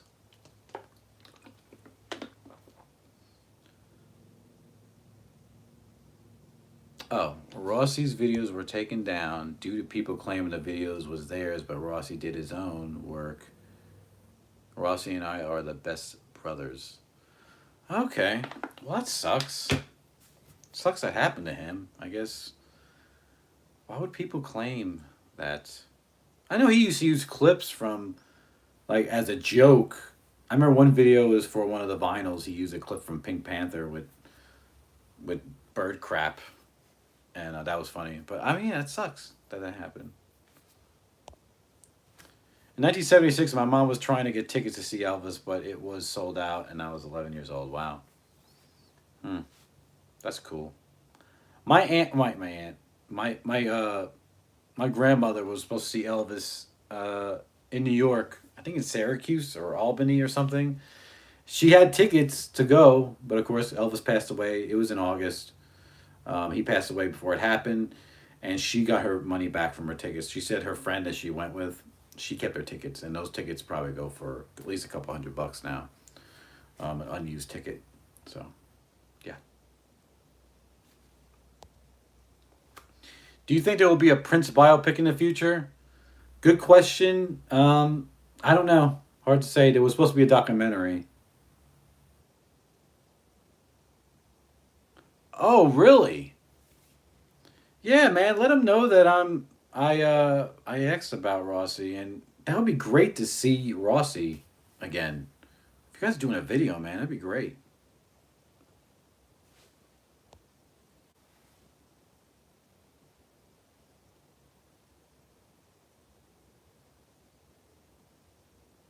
Yeah, we are in the biopic era. I mean, there's been a lot of biopics, great biopics since over the years. Like the Johnny Cash one was great.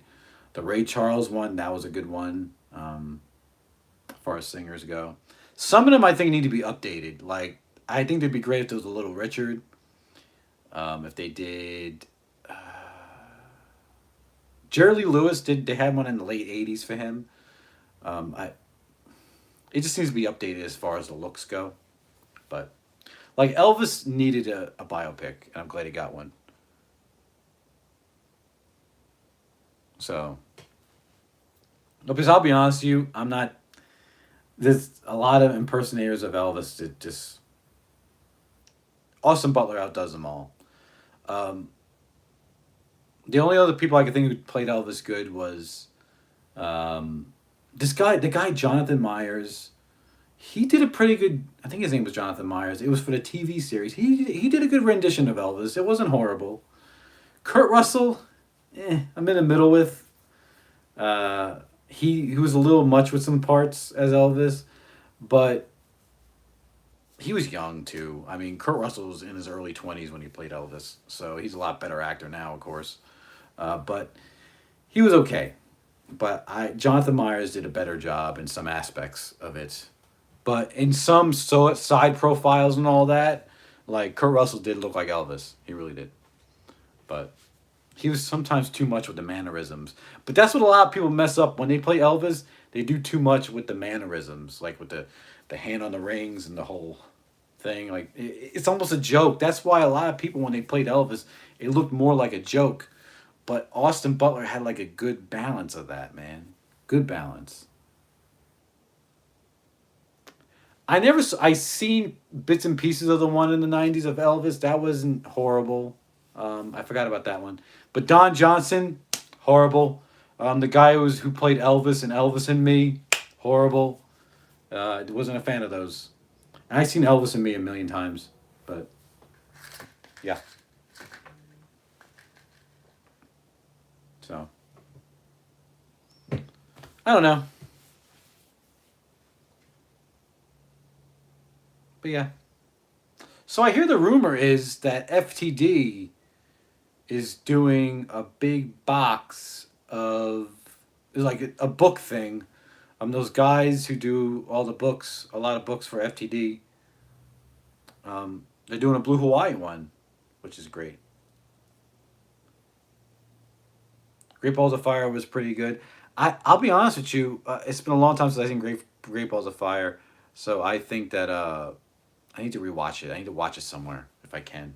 It'd be great. I wish that Chuck Berry. Well, I don't know if Chuck Berry can have a biopic.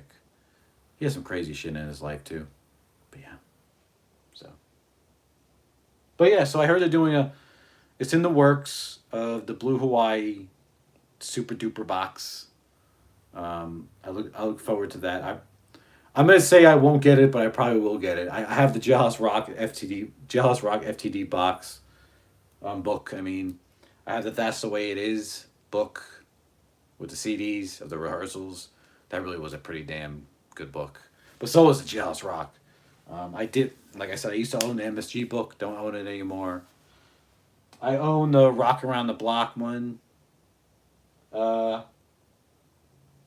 Memphis to Nashville 61 I own. Rebel Without a Cause and the Wild one, I own those. So, yeah. Oh yeah, it's definitely gonna be pricey. I saw Mark talking about it the other day. And it's gonna be pricey. If I think that Jailhouse Rock was $275. Was my latest purchase. Damn, what was my latest purchase? My latest purchase, I bought some stuff when I went on vacation. I found some represses of Elvis's albums. I think most of them were from '77. And actually, I bought an import. Let me see if I can find it. I think it was from Germany. I had a few from Germany. And Great Britain. One was from Great Britain. Let me see if I can find it.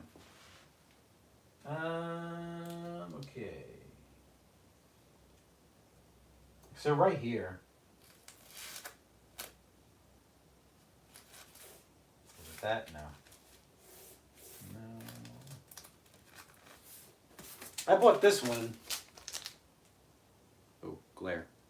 Elvis in Demand. I bought. What else?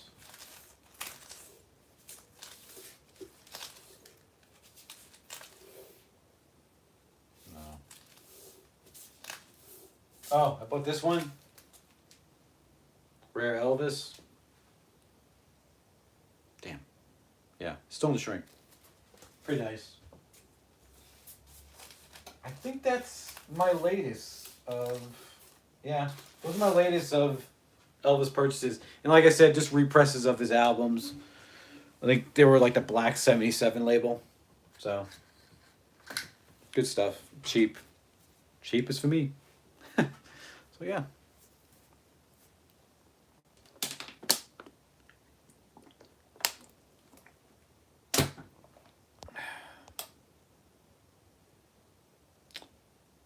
I think the new Blue Hawaii box is going to be, I would say, between 300 and 350. That's what I think it's going to be. It's going to be definitely pricey. Inflation's stupid right now. So I don't think the Blue Hawaii soundtrack will have the complete Can't Help Falling in Love, as they don't have all the takes. They're all on 3 CD box set bootleg that came out a couple years ago. See, that's what I'm. Okay, see, that's the thing. What happens to those takes? Did somebody like just steal them from the vault, or what? I know sometimes, like with Elvis's takes from his early fit, like from '56, like Hound Dog and Don't Be Cruel, those apparently got thrown away or recorded over or whatever when they had to clean out in their vault. But I wonder what happens to stuff like that. And you say they're on another bootleg. It's like who had those tapes? Like who took those tapes of Can't Help Falling in Love? You know. Because some of them are out there on some releases, some outtakes of Can't Help Falling in Love, but not all. Because I have them on FTD and whatever. Thanks, CJ.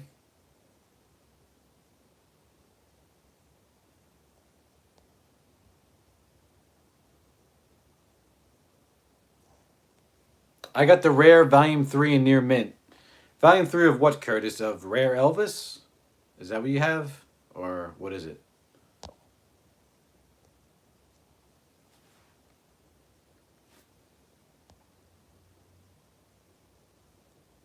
My wife will kill me if I buy another Blue Hawaii. I have 32 copies from around the world.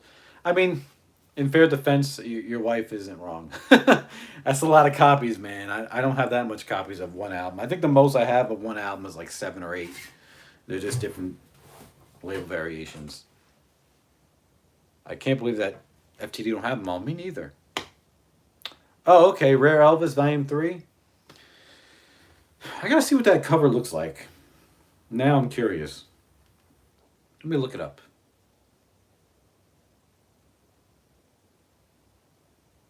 Elvis Presley. Let's see.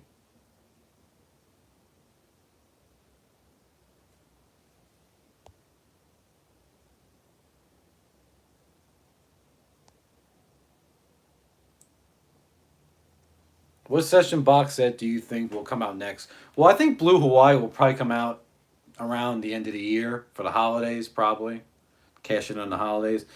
Another set, like a regular sessions box set without books. It seems like they're sort of going in order because they've done Elvis. Well, one of the first ones they did was via Las Vegas. They did Kid Callahan, Fun Acapulco. I'm missing those two. Did they do Follow That Dream? I can't remember. They did 69. They did. So right now, the latest they did was like the Lost Sessions, or the Lost Album. I think it was. That's the latest.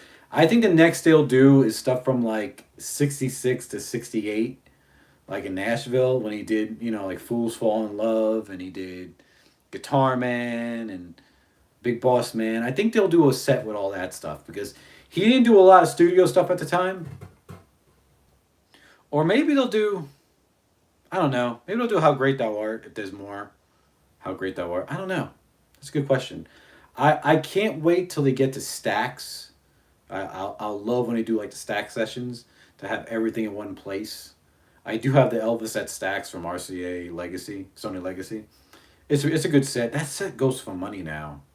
I got it for a good deal sometime last year when I found it at this record store I go to in Florida all the time. I got it for a good deal. It was still unopened. I think I got it for like what it was. I got it for the price it was new. It was like $40. I was like, holy shit, no brainer. Because I missed out on that set. Now, one set that goes for dumb money now, I'm going to show you.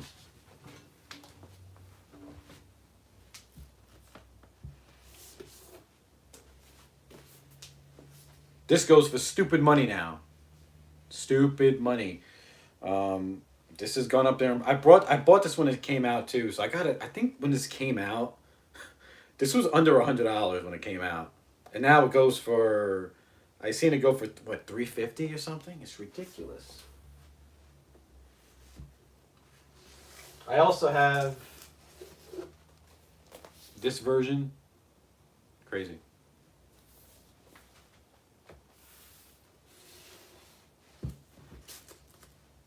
I mean, even Prince from Another Planet goes for money. The MSG box set of Elvis, it goes for dumb money too.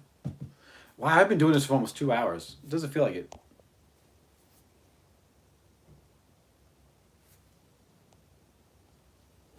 So, I gotta get my day started though soon.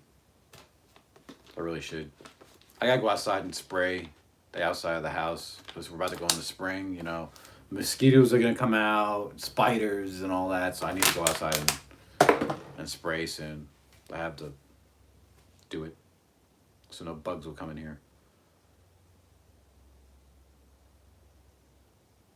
I was lucky with a few box sets. I paid only 50 pounds is that for That's the Way It Is box set that you just showed. Wow. That, yeah, good for you.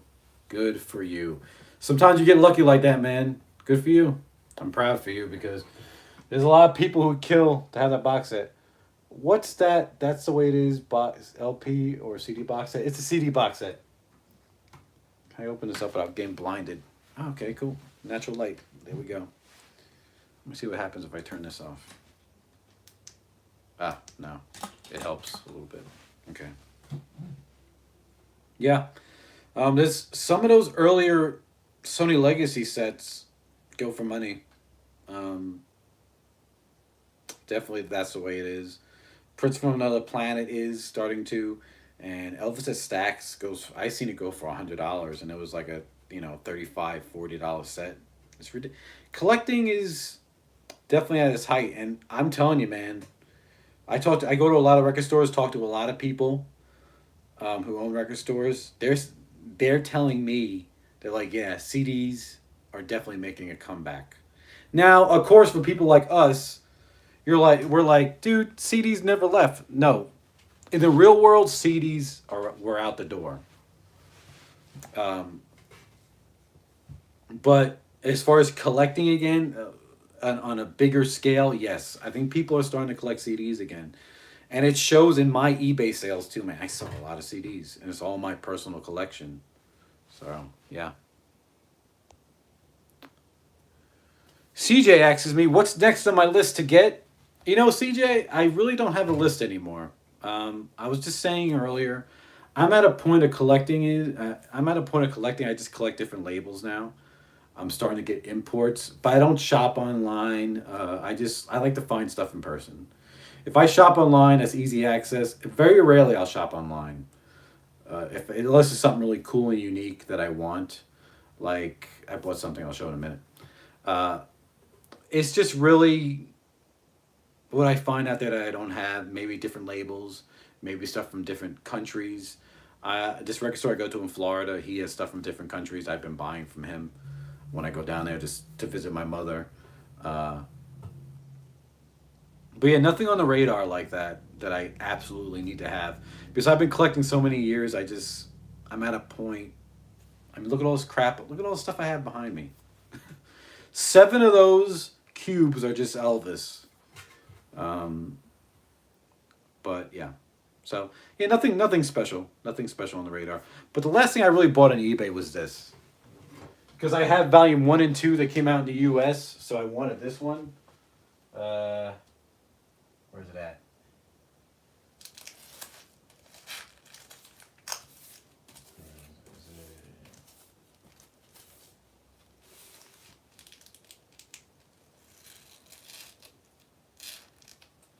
There it is. This. Cool. So, yeah. That's the last thing I bought. I bought the Lost Album one that came out in the 90s.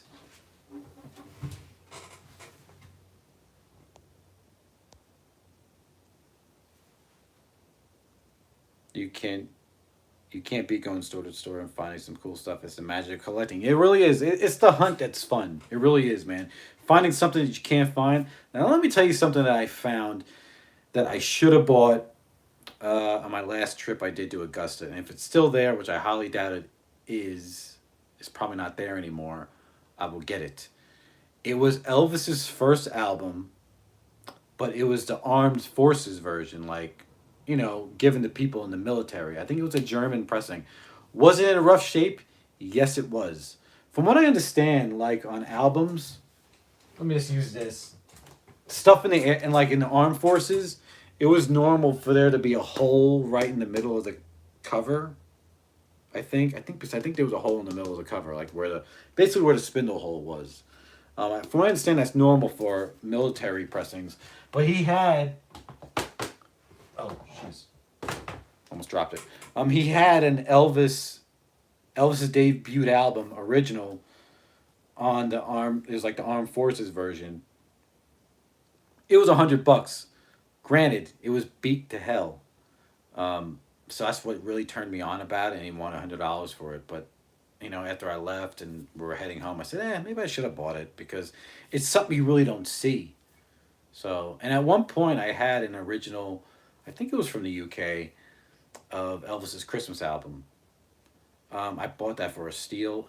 And I wanted to turn around and make a profit on it, and I put it on eBay. And this is when I first started.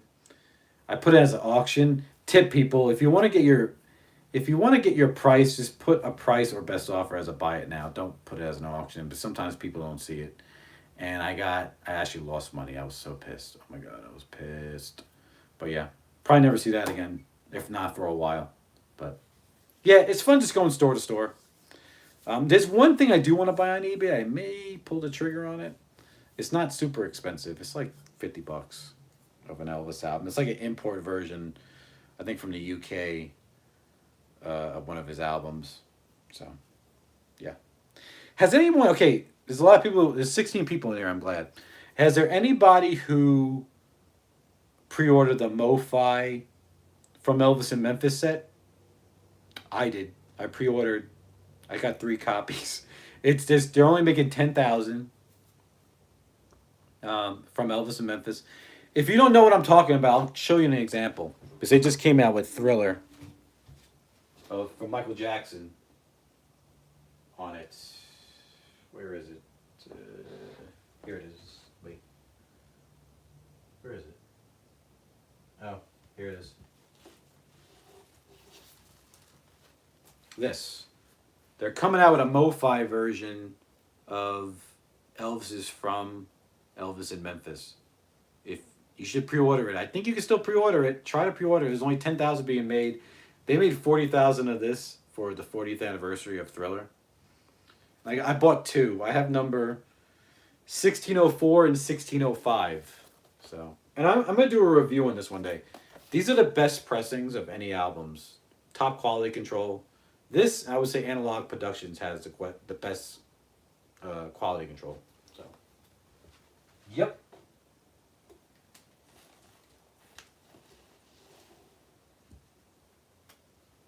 Okay.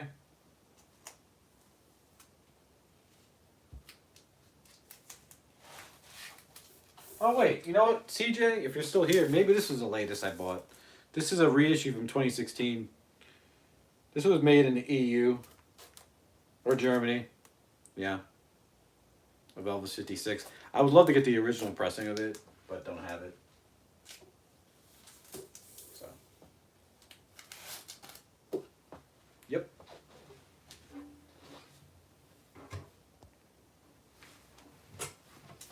What would you say is your best buy? My best buy? I have an Elvis Sun record of Mystery Train, and I forgot to remember to forget. It's not in the greatest shape, but I only got it for $5. It was really shocking. I just found it like in an antique store somewhere, and I was just flipping through records, and there it was. I was like, wow. And usually I don't look at 45s because if they don't have the sleeve, I really don't want them. Chances of finding an Elvis 45, especially a Sun like that, wow. And another good buy for me was this. Because I remember this very specifically. As far as Elvis goes,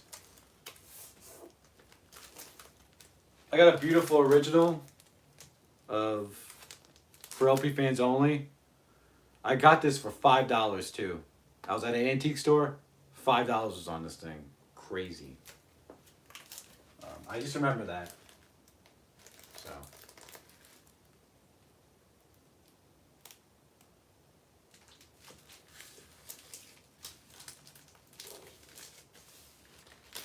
So yeah, that's what I remember.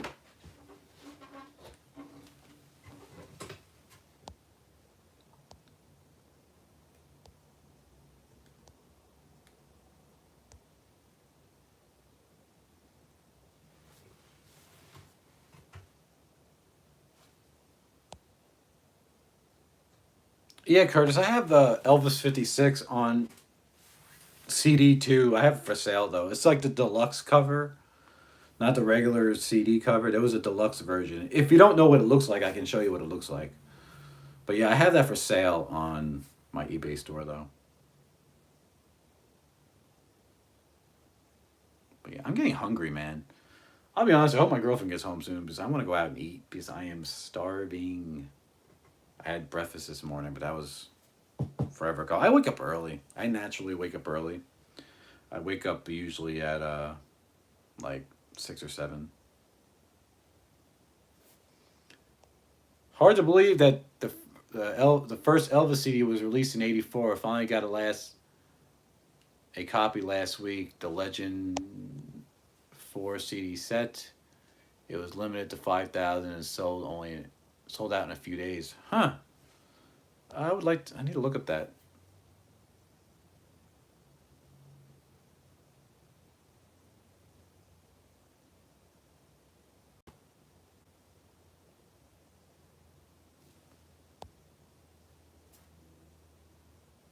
Okay, thank you, CJ. Thank you for coming by, man. Awesome to have you in here. I'm glad you came by. Um, TCB since 1973. I have some original Elvis CDs from the 80s that were made in Japan for the US. Let me grab them. I really don't collect Elvis CDs anymore. I only have a select few.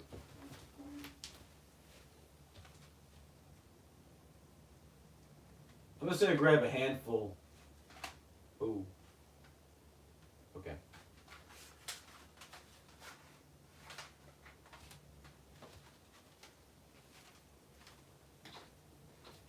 See, I only have a selection of RCA CDs. I only have a selection of RCA CDs that I don't have elsewhere. But I do I don't have the audio somewhere else. But I do collect the early Elvis CDs like this. You know, the very first ones. So I have this one made in Japan for the US. I think this is. I still gotta find a Japanese version of this. This is the first pressing, but this is still the blue label. But still cool to have. I have a couple of these. I have one for sale, the Japanese version of for the US Gold Records. This I just acquired last year. Not easy to find. This is the Made in Japan for the USA version of his first album. His second album's really hard to find. And I found this recently in recent times. This is Made in Japan for the US. A Valentine Gift for You album. Which I also have the vinyl of this of the red and the black. These sound good, you know. They sound as good as they could at the time. They don't sound. They still hold up pretty well. Not bad. But I also have a few others. I just didn't want to grab all of them. Like I know I have Elvis Sings the Blues. I have another rare one to find in the blue is the Elvis fans, 50 million Elvis fans can't be wrong. The volume 2 of Gold Records. I have that, but.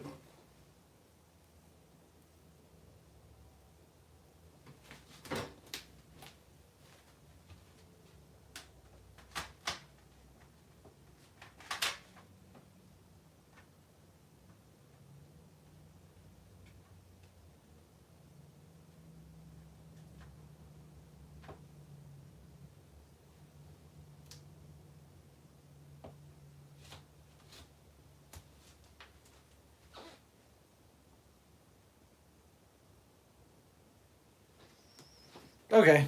Ugh.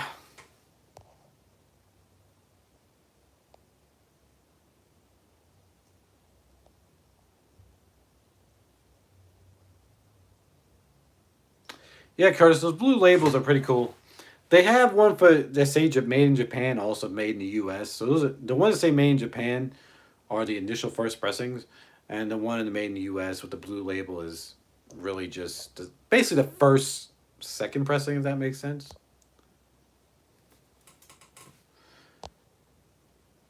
Yeah, I mean, if I run into certain collectible CDs, I'll buy them for myself and keep them. But sometimes I sell them too.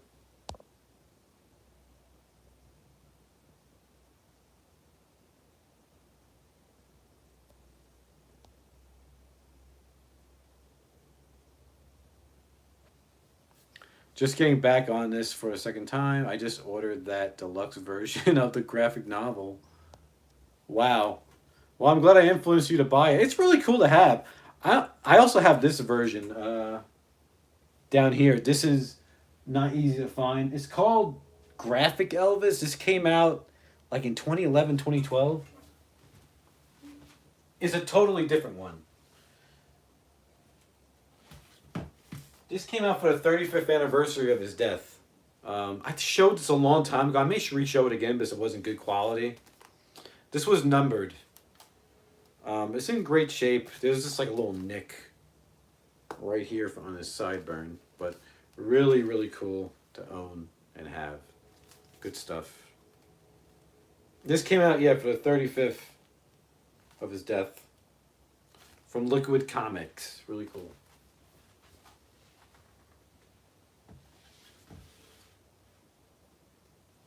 But I don't have a lot of books. I used to have a lot more books, but I've been selling them and all that crap.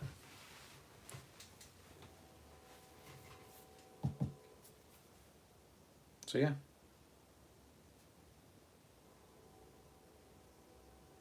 Yeah, it is really cool. I got it for a steal, but that was going for stupid. It was when it first came out. It was really expensive, and I'm like, man, I'm not gonna buy that. Especially at that time, I didn't make as much money as I do now, so I kind of skipped on it. I waited a few years, and I guess they put them on deep discount, and I found it on Amazon for really cheap. I think I got it for like $50. It was a lot. It was like I want to say it was like $200. It was a dumb price. And I remember they had them on Elvis.com too when it came out.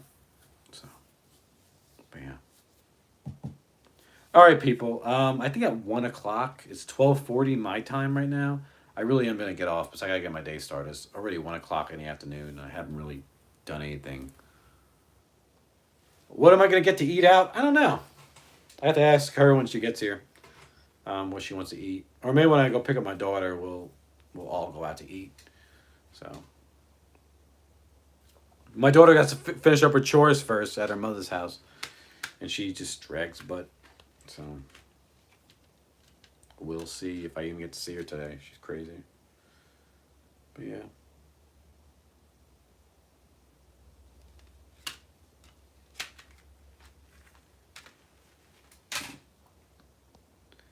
There's a lot of people in here. I like it. There are also the black ring labels too. Yeah, I have a few of those. Um, yeah, I have a few of those too. Yeah, they use that blue label up until like 87, I think. And then they went to that black label. They had a certain black label.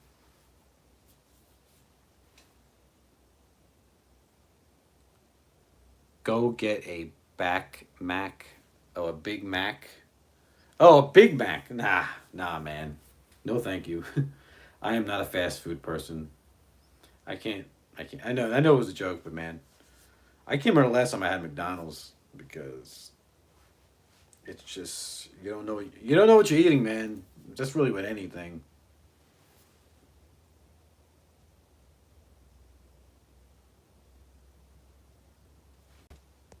Wow, you only got a so you got the Jailhouse Rock book for only $100.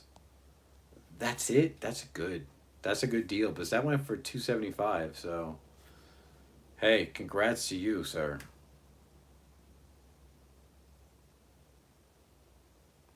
Do I have a dream job for work? I always wanted to do something with music. Or I always want to do something like, I always want to do like acting. It would have been great.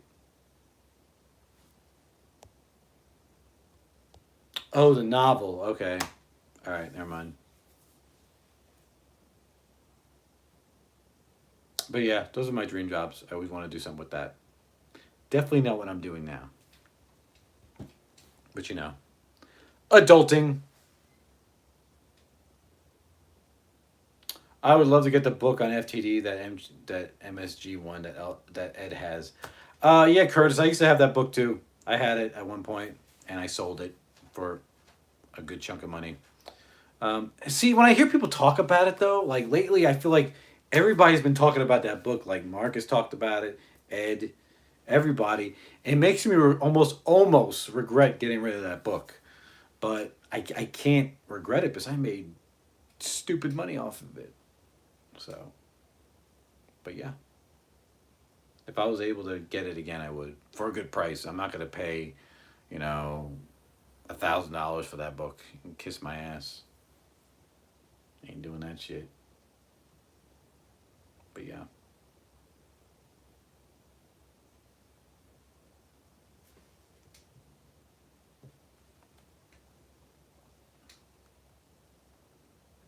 Because I'm sure it's warmed up outside now. Also, got to get the Elvis on tour books, but they are pricey. Yeah, I remember when those came out. I wanted to get them, but I didn't. The thing, I'm not really a big guy that's into books because most of the time they just sit on the shelf. I don't ever look at them, and that's one reason why I got rid of the MSG book. And I'm considering getting rid of some other books, but I'm not gonna do that until I'm 100% on it because they just sit on the shelf. They really, really do. For me, anyways. Um, I'll look at them a couple times, and then I'm usually done with them, or I'll read them, done with them, and that's it. So it's funny because, but I love reading. I do love reading. Because I have some of my books that appear on the bottom of the shelf, and my girlfriend's like, "Have you ever read any of these?" I'm like, "Yeah, I read this one, this one, this. I haven't read that one yet. This one." I just tell her what I read. So, and I have a little thing on the floor right here. Maybe I can show you. I don't want to. Yeah, I have like this little pillow thing on the floor. I don't want to move this because I don't want my phone to fall. It could fall. I don't know. Um, yeah. So I just sit on the floor and I'll do my work, or she'll do her work that she has to do. Um, dude, a couple days ago, I fell asleep in here. I was like, gone. Good sleep. It wasn't the big sleep, but good sleep. So yeah. And right here I have a window, so it gives off natural light, so that's nice. I still have the doors off. I gotta paint all my bedroom doors, and I gotta paint the one in here. And I gotta paint the closet door, so I gotta take them down, and take them outside and put a nice coat of paint on them. Then I can hang them all back up. Be good. So.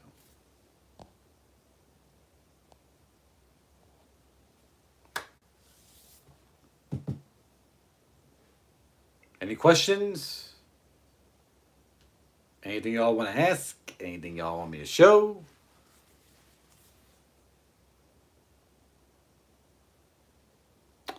Um, well, as far as Elvis books, yeah, I have FTD books. Those type. Excuse me. Excuse me. I also bought those. They had two books at Graceland. One that showed some of his jumpsuits, and one that showed like inside of Graceland. I have those books. I have the Elvis by the Presleys book. I have the Elvis Encyclopedia. Yes, I have those Funko Pops, Curtis. I have all the Elvis ones except for the early ones. I have the more recent ones, put it that way. Let me see. Let me show you. I bought this one. This one was honestly not easy to find for a while.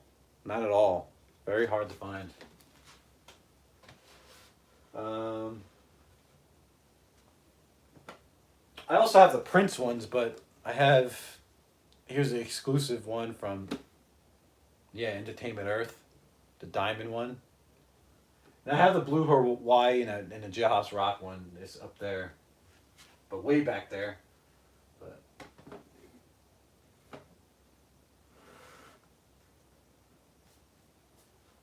but I also have some Funko Pops. Um, that are other people, like other stuff besides Elvis. But I'm gonna probably sell some of my Funko Pops because I have a few.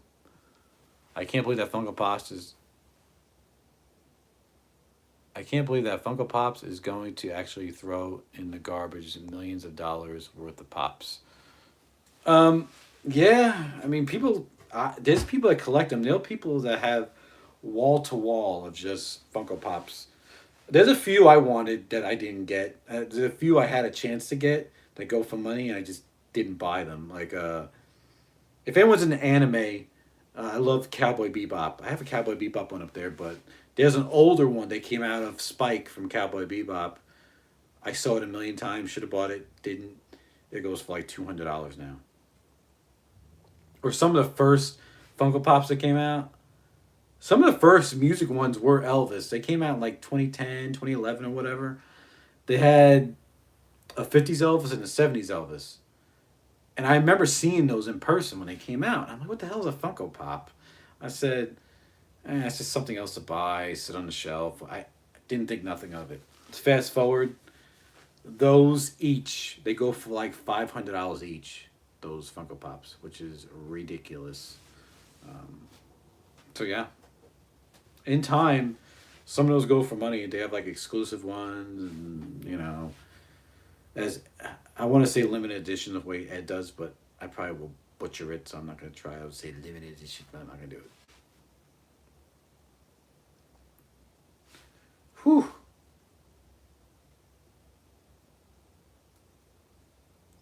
They also make Funko Pop video games like Mass Effect and Batman. Oh wow, I didn't know that.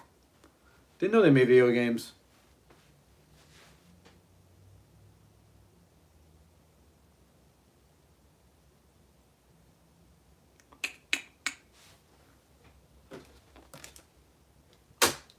Yeah, it's funny. Oops, it's funny you should say that, Curtis, about video games.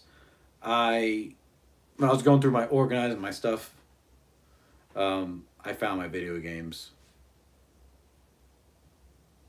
I found my Xbox 360 games, my Sega Genesis, my N64. I still have all that stuff. Every once in a while, don't get me wrong, I'll pull them out and play them. Like when my cousin comes over, he's my same age as me. We'll play the video games that we grew up with. Like the one game we loved playing was Simpsons, the Simpsons hit and run game. Really cool game. It's kind of like Crazy Taxi, but it's with the Simpsons. It's really cool. I remember we used to always play that. So. But yeah, Xbox 360 really was the last system I played, and I was like late teens. That's when I really stopped playing video games. I didn't invest no more money in video games. What Sega games do I have? I have a lot. Off the top of my head, of course, I have Sonic the Hedgehog. I have the Michael Jackson video games, but um,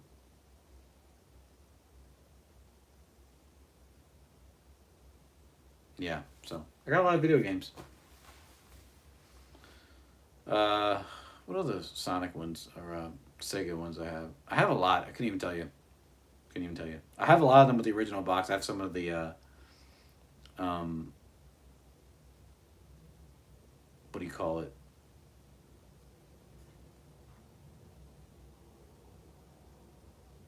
The hell is my computer doing? I think it's shutting down. Uh, yeah, couldn't tell you. I have a lot with the original box. I have some Disney ones as well. Like I think I have Aladdin. I got Lion King. Lion King was a hard game. I remember.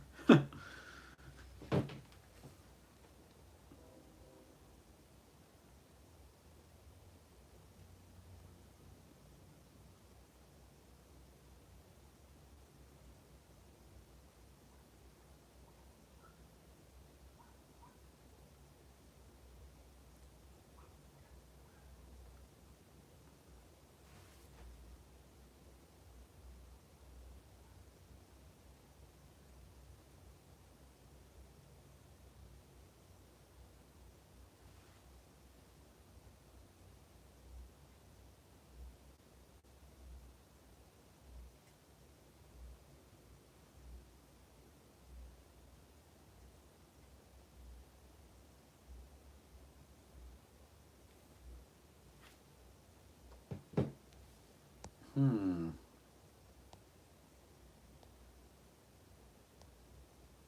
So they've been throwing away Funko Pops in landfills? Wow.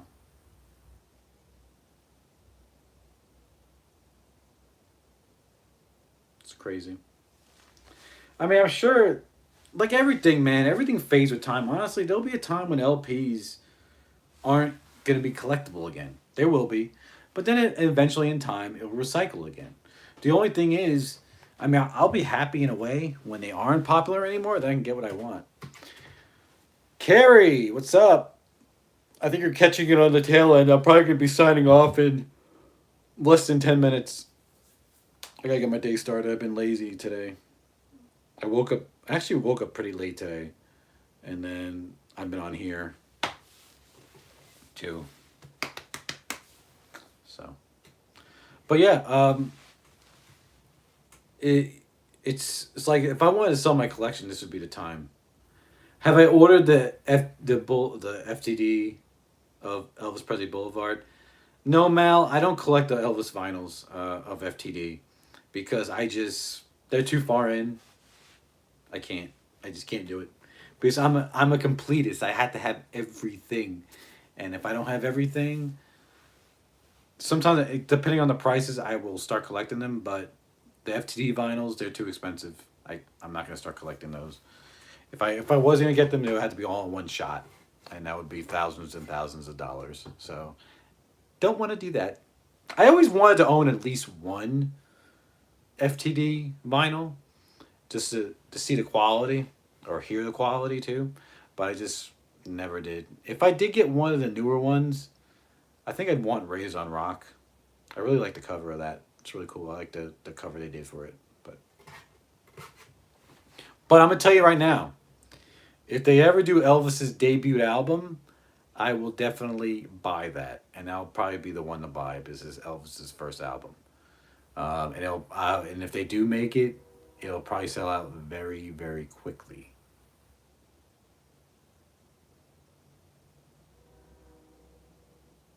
Yeah, I agree, Curtis. If you and you can get money for those FTDs, Curtis. I mean, try to get what you can get out of those. I'm not saying rob people, but try to get a good at least get your money back for them. Put it that way, because they go for money. People would kill to have some of those FTDs.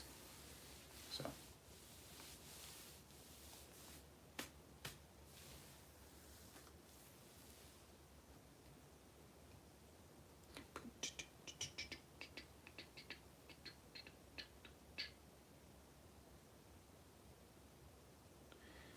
Curtis, it doesn't matter if they're used. I mean, they still go for money.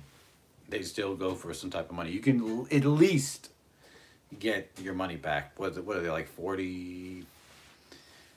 What are they like almost $50 a release? You can get your money back to the right person. Yeah, that's why I'm not doing it, Mal. Not at all.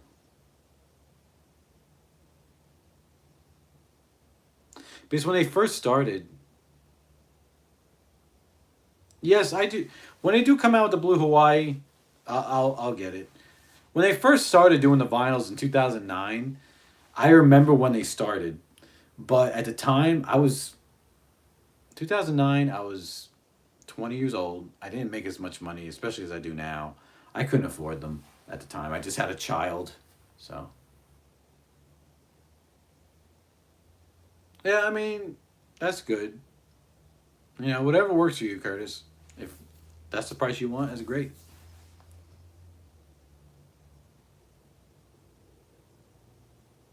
Johnny, here, let me see what Carrie asked.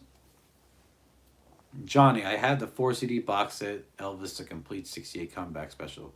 So do I need the 50th with more discs? All right, Carrie, I'm glad you asked that. Hopefully I can help you out. All right, the only actually okay, this is the difference between the 40th and the 50th anniversary. Now, the benefits you get from the 50th anniversary edition, you get, the special and everything. They came out with the deluxe edition DVD back in the day on Blu-ray, so on HD. And the fifth disc, you get outtakes from the sessions of some of the songs from the comeback special, like um, you know, the gospel numbers and the studio versions, the gospel numbers, the Guitar Man number, all that. Um, it's basically a disc off the FTD of the '68 comeback special, but it's not the full disc on the 50th anniversary. Now the benefits, now the cons of this version is it doesn't have a little less conversation to studio version that's in the 40th. But if you want all that stuff in HD, that's where it's worth it. You know, if you want all the special in Blu-ray, that's really where it's worth it. So yeah, so you get some audio, and you also get some regular audio that you don't have with the 40th a little bit, but in the same token, you get one song that's taken off the 40th release or the 50th anniversary release that's on the 40th. Look at my review, Carrie. I did a review of that box set of the 50th anniversary, explaining the differences and the pros and cons, basically. I think I have it in one of my. It's called my review of the '68 comeback special 50th anniversary or something. Look it up, and it got a lot of views. I think that's one of my most viewed videos actually. It got thousands of views, so I'm actually gonna look.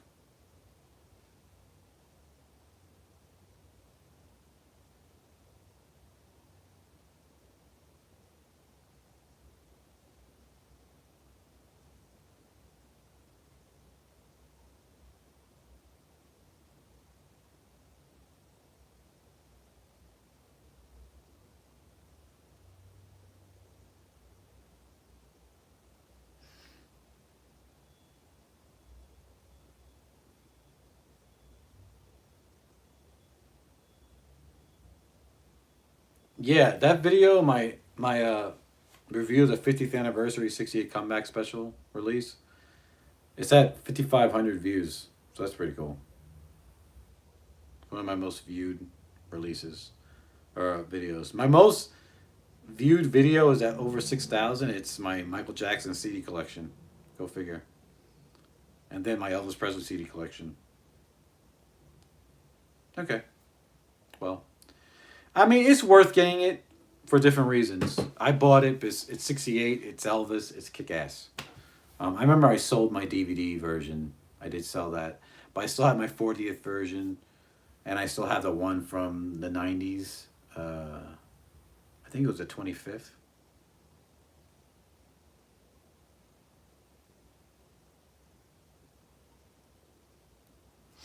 Yeah, I know people like CDs, Curtis. It's just that, like, I'm just saying, in the modern world, they really are obsolete.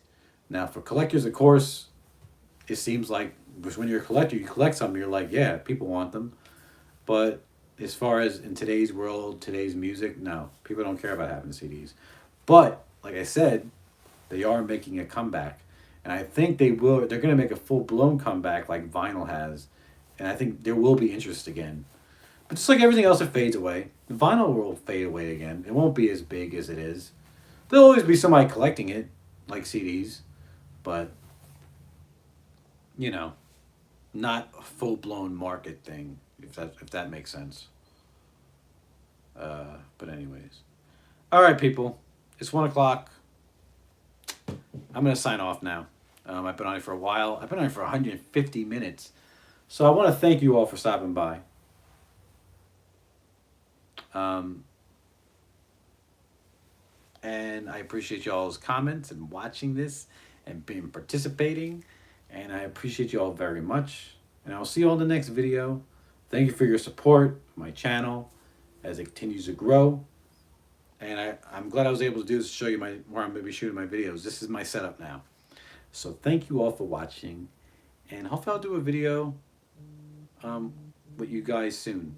So see you later and goodbye.